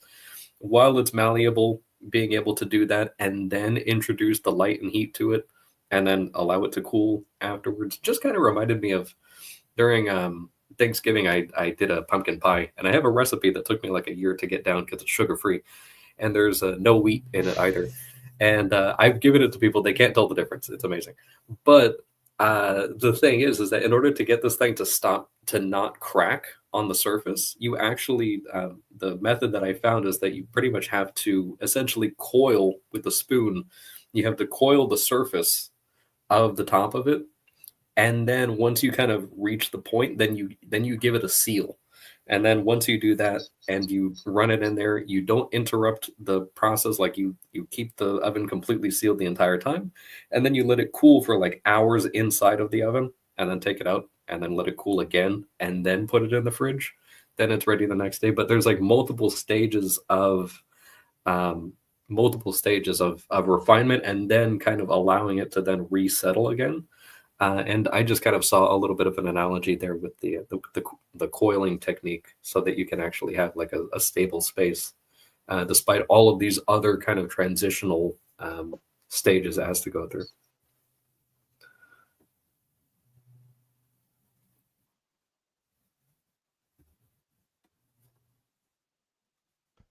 So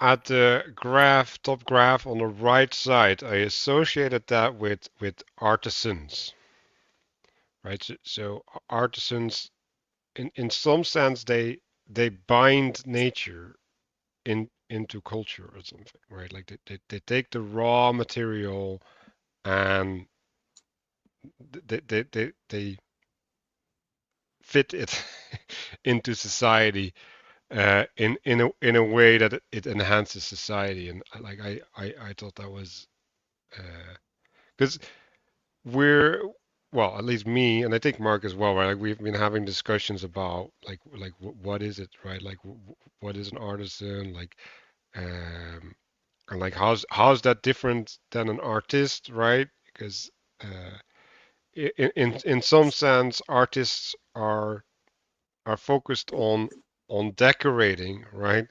But it's interesting that if you take a little bit different perspective, you can see that if you have cobblers and like clothiers and all of these professions, right?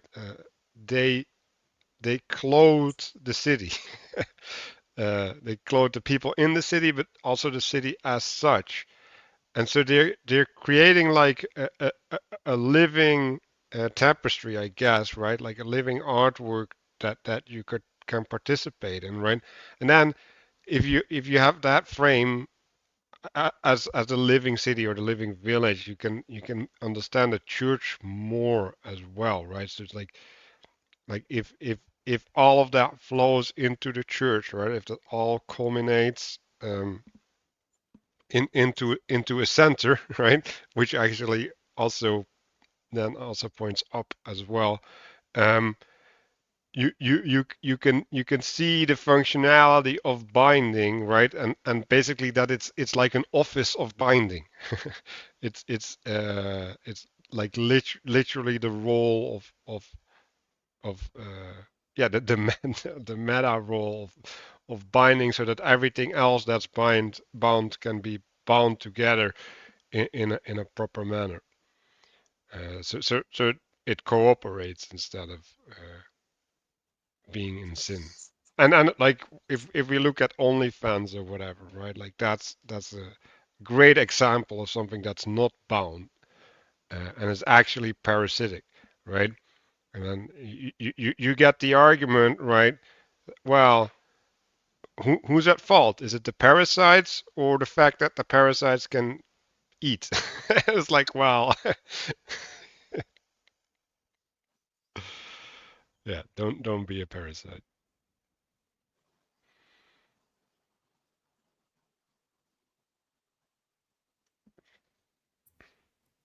That is interesting, this bit where he talks about these crafts also serves a function comparable to that of books. Did you guys have any sort of insights on that? Like, I'm thinking of a few things in the background that I'm still kind of working on. But I mean, you've got the marginalia, you've got the nice, you know, outside texture and all these things, but then you have the writing skill, you have the compilation of these things, you've got, you know, presumably whatever sort of you know, evolutionary process is going on with this thing perpetuating across time, or actually being worth making in the first place, because at least traditionally, you know, in the times that he's kind of referencing, when these things were more standard, you know, it's extremely expensive to produce a book. Right. Well, I think I'm going to go ahead and say Matthieu did not do a very good job here. I think the better way to phrase this is to say that books are flattened representation of crafts. Right? Because the argument that we make is, well, and I make this in several places. You can just look at my last live stream on navigating patterns, because I made it there last night. the better way to communicate information is not speech, and it's not written word. The terrible ways to communicate, like flat out. You can whine and be upset about that all day long. It's in all the research for real. I bet nobody ever told you that, but if you actually go look and research it, which I have, it's there, right? But also you can see, like, I use my hands to talk. So I have facial expressions, right? I get my little gestures, right? It's much more rich. You can't convey emotion well on a page. Everybody knows that. Everybody says, well, you're being sarcastic? How come you can't convey sarcasm in a text? How interesting. How do you convey? Oh, wait, there's tone of voice. Very important. Also very dangerous. Can be enchanted by a sorcerer, right? So the richer thing enables more communication. And so the way to talk about this is a book is a flattened, right? But more universal, to be a little bit more fair, way of communicating information, right? And then you use information to create knowledge. But you create knowledge. Knowledge does not exist outside of your conception of it, right? Knowledge is how you put the information together. It's not an objective thing outside of your brain. So that's information, which is also not necessarily an objective thing outside your brain, because it's really just signals at some level. That's the knowledge engine model on navigating patterns. Check out, I've got a couple videos on that. So when you think of it that way, and he points to this, right? I mean, he says, failed to recognize them as repositories of spiritual knowledge, right? So if you go from the perspective of the book, now the problem with the book is, even though you didn't write it, when you conceive of a book, first of all, you read it, so you absorb the information in it, right? And then you think of it from that perspective out, because we're very individualistic, which is really bad for everything because it destroys the social fabric, as mentioned earlier. And then you look at the world that way, but that's backwards, right? Because books, especially really good books, will say a book about blacksmithing is a compression of a set of actions done over time by an expert or by a practitioner or an artisan. This is a better, right? And so we live in the age of gnosis, right? Where knowledge as propositions is the highest value, right? And then we're listening to experts, but not too long ago either, like maybe 60, 70 years ago, artisans were also around. Like, we knew what an artisan was. We talked about and to artisans, and you would never try to take a book and substitute that for an artisan. But we have taken books and substituted that wholesale for things like knowledge, which a book doesn't contain knowledge, it contains information, right? And then we have said that you can transport that, we'll say, purely or perfectly to another person. And if you just read this book, you'll see something. And that's not true. See now 3 videos on the lies that Plato has been accused of telling now, right? Because people are misapprehending Plato's cave. They're just leaving out a bunch of stuff from Book 8 that talks about how democracy turns into tyranny. That might be relevant right now, anywhere you are in the world, right? And then Book 10, which is my latest, that just came out on navigating patterns. Like, this is a disaster for people to read these books without understanding them, which is why you should check out the Texas Wisdom Community YouTube channel, where we did a book club on Plato's Republic and put some of this stuff to bed. But this idea that books are a shadow of artisanal participation, right, is I would say not highlighted well enough, or not contrasted clearly enough. Even though I would have said that a little bit differently. I probably would have filled in the page just to kind of give the sense of which way this goes. Books are a reflection of a participation. That participation may not be real. We call that fiction, right? And in nonfiction would be something like a how-to manual is considered nonfiction, right? Because that's about a real participation, or a participation you've had versus a participation that only happened in your head. It's another way to think about fiction and nonfiction. So that's why we're failing to recognize artisanal capability as a repository for knowledge. I would argue books cannot be a repository for knowledge. They cannot convey knowledge. You can create knowledge from books, but whether or not you're conveying what the author wanted is almost certainly not the case, because postmodern, or lit crit in general, but postmodern thinking broadly has destroyed our ability to submit to the author. And therefore, we're actually not getting the right messages out of these books, right? And so they're not conveying knowledge. They're conveying random information that you're misinterpreting because you're not the author, right? And it's not to say that all authors' knowledge is perfect, right? Or that they perfectly conveyed, we'll say, what they intended, or that in conveying what you intend, you also convey a bunch of things you don't intend, which is the quote critique, which is not a critique. It's just an observation of how the world is, of the postmoderns, which is why everything they say and do is invalid, and you shouldn't pay any attention to any of them, right? Because they're fundamentally parasitic, and they're parasitic in a way that appeals to your ego, and that will destroy the world. And I like the world, so can we just not? That'd be great. Yeah, I want to put some side notes here, because ancient books are not the same as modern books. They were there with the explicit purpose of capturing spiritual truths. And besides that, ancient reading is not the same as modern reading, right? Ancient reading was more likely to be done in a collective, out loud. So if you look at it from that angle, right, like the book was literally, right, like you were invoking a spirit when reading the book, right? Like you were trying to reinstantiate that. Well, that's not what we're doing in modern reading of any kind, basically. So you could say that if you would do that correctly, you'd participate in the form of the book, right? If the book was written that way. So like that's the steel man for Pageau's position there, or the metalsmith man. Anyway, go ahead.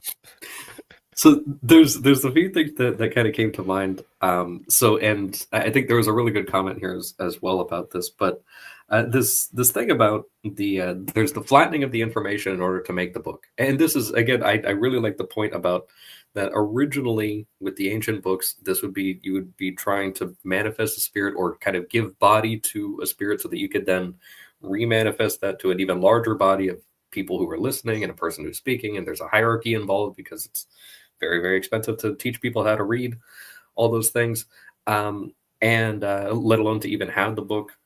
So you'd probably have like one for an entire town or something like that. But also this thing of, especially with like modern books. So if you have a person that is maybe they're flattening down the information so that they can communicate it, which is one thing, verbally, and then they're flattening it down yet more where people can't ask the book questions or anything like that. And then you have to, where normally with the ancient books, you would be making this trade-off of, to Mitchell's point about like having to sacrifice, in a sense, you'd probably also eat the meat and all these other things, but you would wind up having to trade a flock of sheep essentially in order to get this book. So you're flattening the sheep down, and then, or you're flattening down trees or something like that in order to give this thing a body. And whether or not there's actually a spirit attached to that, or if it's just kind of useless junk that's just flattened down stuff, that would be easier to just ask a person or watch them do it in action, might be better. But I really like this aspect of that the communication is not in the speech itself. So there was a thing earlier this week that I was just watching this video, and there was actually quite a series of videos where this guy was he's a martial artist, and he was showing a few of these people that were doing some sparring, and there was this set of guys who were like operating at an extremely high level.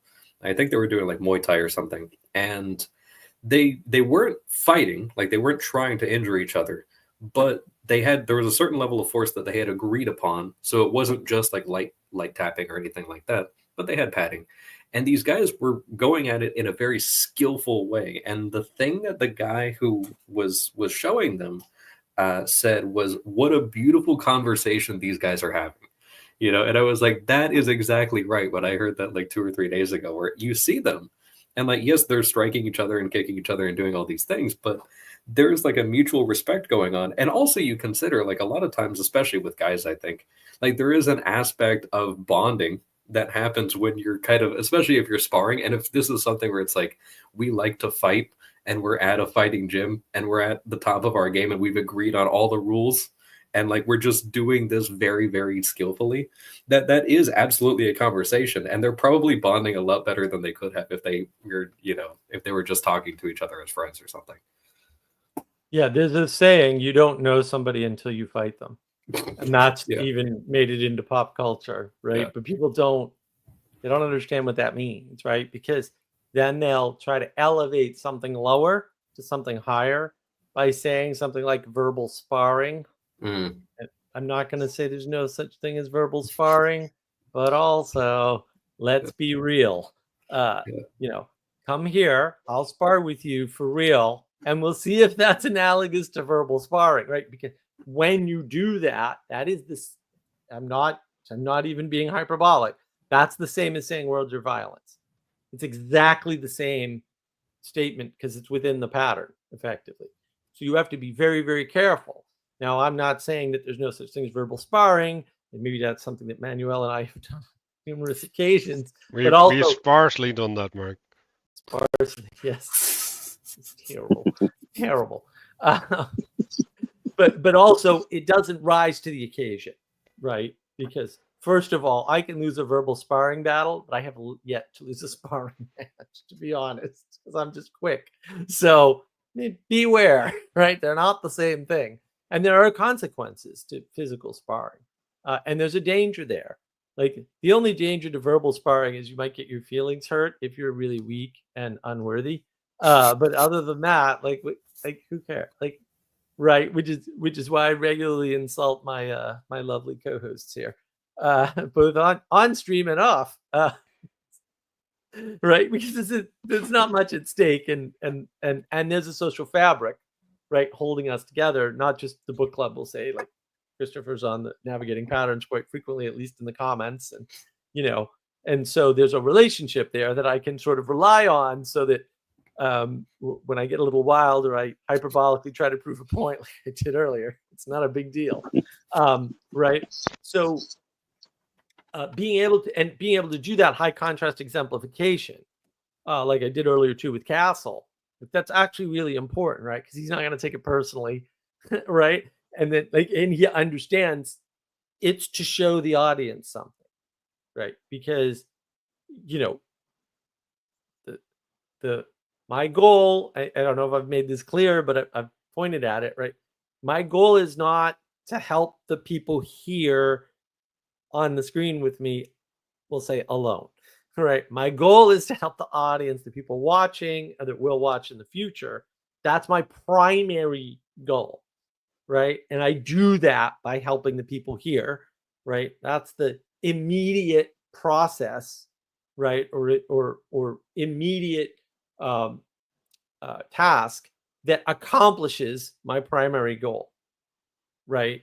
And to do that, I have to do a lot of preparation, like make sure I've read the chapter right before we come on, right? And so you can see a hierarchy there. It's already, like, the hierarchy is already built into everything. And the way you tie the hierarchy together, or unify the hierarchy, you take the many into the one, if you want to use retarded, Platonic language, is through symbolism. You don't get there any other way. You can't do the binding without the tools, and you can't bind without a point, and you can't exist in the world without binding, because you just fall into chaos. And so all of that is sort of really important to understand. And I just, I wanted to make that point, that books can't bind you because you have to interpret them yourself, right? And maybe to the earlier point, if you're learning a book with other people, that problem is somewhat mitigated, right? Not fully, we'll say, but at least it's way better. See the Texas Wisdom Community, the Republic Book List, or obviously you're watching this book club, right? Like that, it's important to engage with that level of distributed cognition, with that fabric, in order to have the greater understanding of the text. That's why you shouldn't read books by yourself.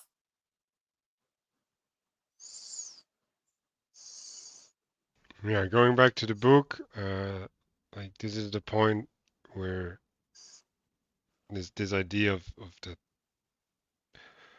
crafted objects, their repository of memories, and they are also like markers, like dogma, like the lights on the road of life that well, not delineate, but mark certain events, right? And I think binding here the idea of celebration. So there's these things. You could have the seasonal festivities, right, which are collective celebrations, right? But just the attainment of a resource, right? Like let's say you've got new new earthenware or new cups as a family, right? Just to celebrate that, right? Because like now that will change your future participation, right? Because like now the way that you're drinking is going to be different, right? Like, and you can ignore that, right? And you can just accept reality and just go on, or you can celebrate that, right? And like have these points of reference, and especially if you made the cups, like then things start becoming alive. And I like what I wrote down is that they decorate life. So that's how you make your own life beautiful, right? By imbuing it with your participation and celebration.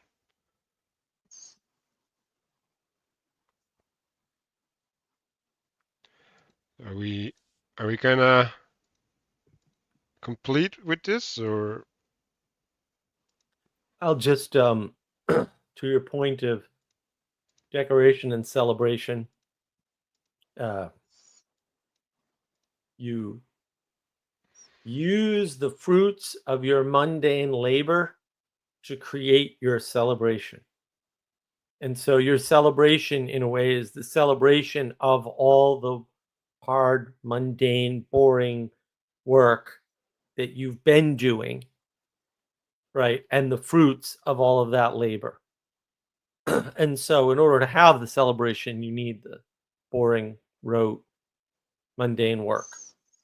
And that's what gives you the infrastructure and the excess to celebrate with.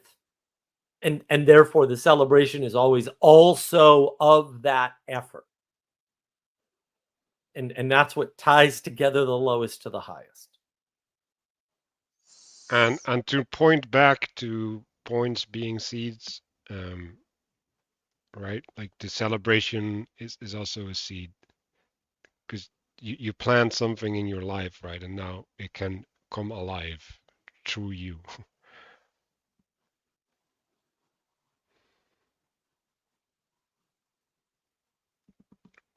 Um, and I guess since we're closing it up, I think that might actually be a good intention for the reflection, right? Like how do we make our life come alive? uh, and yeah, like ask some questions in the chat. Also reflect as we are, because reflection is important, because you kind of get to go over your participation again, and you can celebrate it, plant seeds into your life.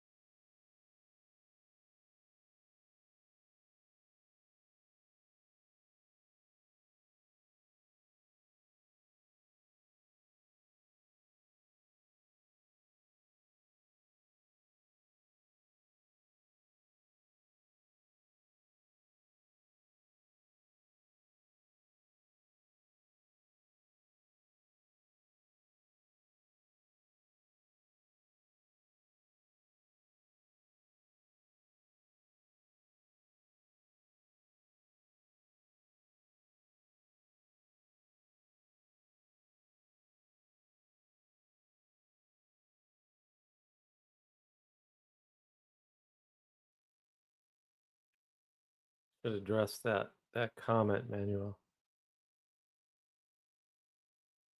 Maybe explain the purpose of integration. This one? Yup. Are we praying? Well, you could say it in a manner, but not specifically.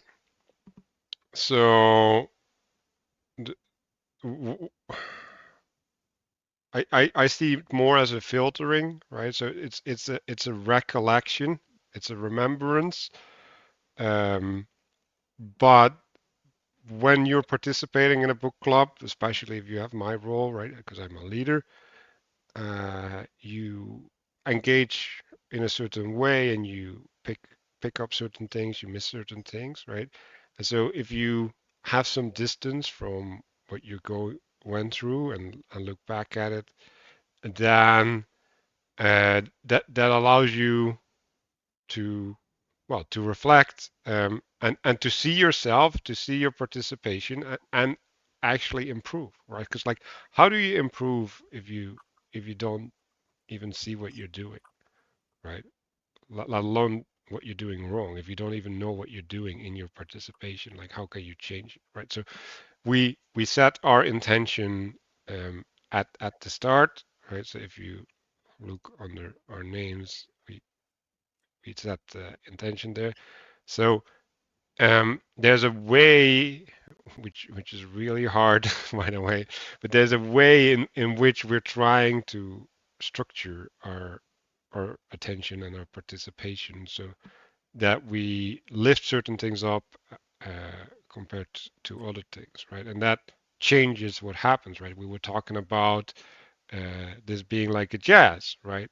So you could envision your intention as an instrument, right? Because like I'm gonna have a certain tone when I focus on a point instead of on the string, right? Like if I focus on the head, the action, the point of contact instead of the weaving the product, right? Like you build a certain narrative, right? And so like and then right, like the whole purpose of this book club is to improve our lives, right? So we want to take what we're doing here and we want to bring it into our lives, right? So when I set the intention, right, like, and the intention was about like how do we celebrate things, right? Like is I'm I'm trying to see where I lack, right? Like I'm trying to use whatever insights I've gained um, to improve upon my life, so I can say what I found out, right? So like how do you properly celebrate and bind these things in your life? Well, like you do that by having meals, for example, right? Like if you have a meal, right? Like you make it into a feast, right? Um, then and you live towards it, right? Like, because I remember as a kid, I was like always like, "Mom, when are we gonna eat?" Right? So there's an anticipation, right? Like when you start including all these things, like life becomes alive, lively, and the dinner like when you just put something in the microwave and take it out like and you eat it, it's different than, oh, I'm hungry, or like, oh, I really I'm curious what mom cooked today, right? Like it's completely different. And then um I think the other thing that I notice is what's important is you have to include other people, right? So like I'm just thinking about Christmas and decorating and all this stuff, right? But if one person in the family just decorates, right, and is not sharing, like is not involving all the other people in the decoration, like then the decoration is a little bit in the background, right? But if you know like why someone put something there, right? Like what's the decision making, then you can have a certain appreciation, right? And you can see the other person in the decoration, right? So now you have a shared reference, like that's what the inclusion is doing, right? And then if you connect these things also to needs, right? Because like you can decorate with like, for example, the dinner, right? Like if you're hungry, right? Like that's an actual need, right? And then fulfilling that need also has extra meaning, right? Like that there's a gratitude there. It's like, oh, like there's something that was necessary for me, like that I deemed necessary, that now got fulfilled, and I can be grateful, right? Like, and like then you actually have something to celebrate for, right? So, and then I also thought about giving, right? So, like, how do you participate in the life of another, right? Like, how do you have the connectivity? Well, like I make your favorite meal, right? Or like I set the decoration and I pick the color that you like because now you're included in my decoration, right? Like stuff like that is important, right? Because now you're working on the relationship uh, that you have with the other person instead of like if you just pick your own color, then yeah, like you're just setting something up. Anyway, so that's kind of like I hope that was a proper explanation.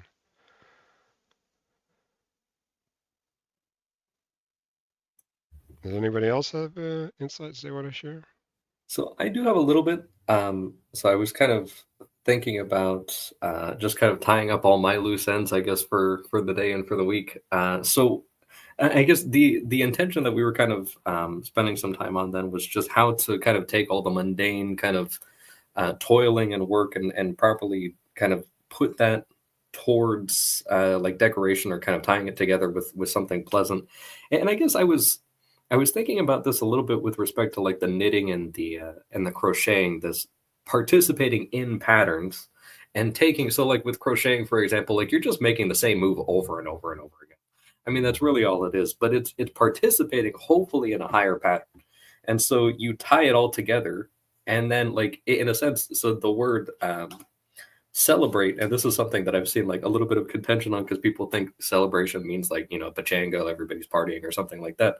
But really, like it's like numerous attendants. So in a sense, if you're doing a bunch of little loops doing crocheting or something like that, if that is participating in the pattern of like a hat or a scarf or something like that, that there is a bit of a celebration. Like you can even celebrate the fact that you spent, a week making this thing or something like that. But also there's the numerous attendance of all of the work that you put into it to kind of complete the pattern. And then you do the final knot or you tie off the last little end and you snip it. And then everything is kind of contained. And just kind of thinking about that, I guess, within the context of, we got Christmas coming up here. I recently had, this was actually last night, there was a cashier at a grocery store told me that he was a little bit dismayed that there was no Christmas spirit. People just aren't participating in like anything anymore. And he said, oh, since all the lockdown stuff and everything like that, everybody forgot. There's just like no one's, and it's like we saw this years ago with like Halloween and stuff. It's just 9/11 happens, no more trick-or-treating, gone completely.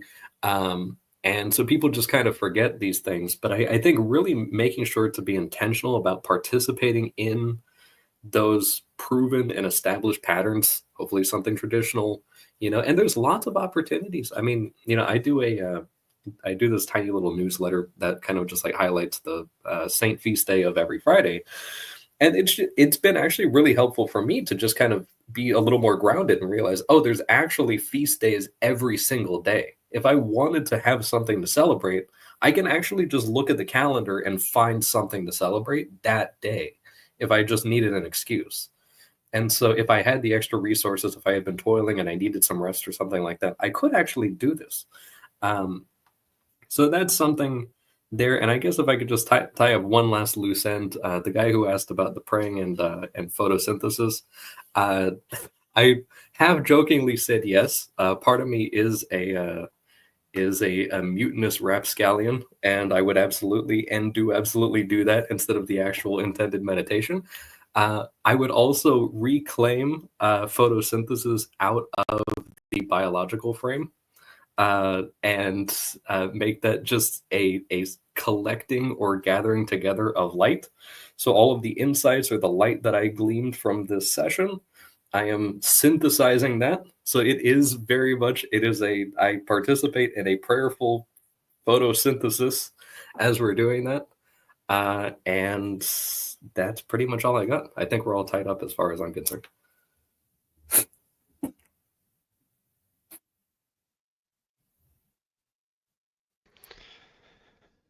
Anyone else?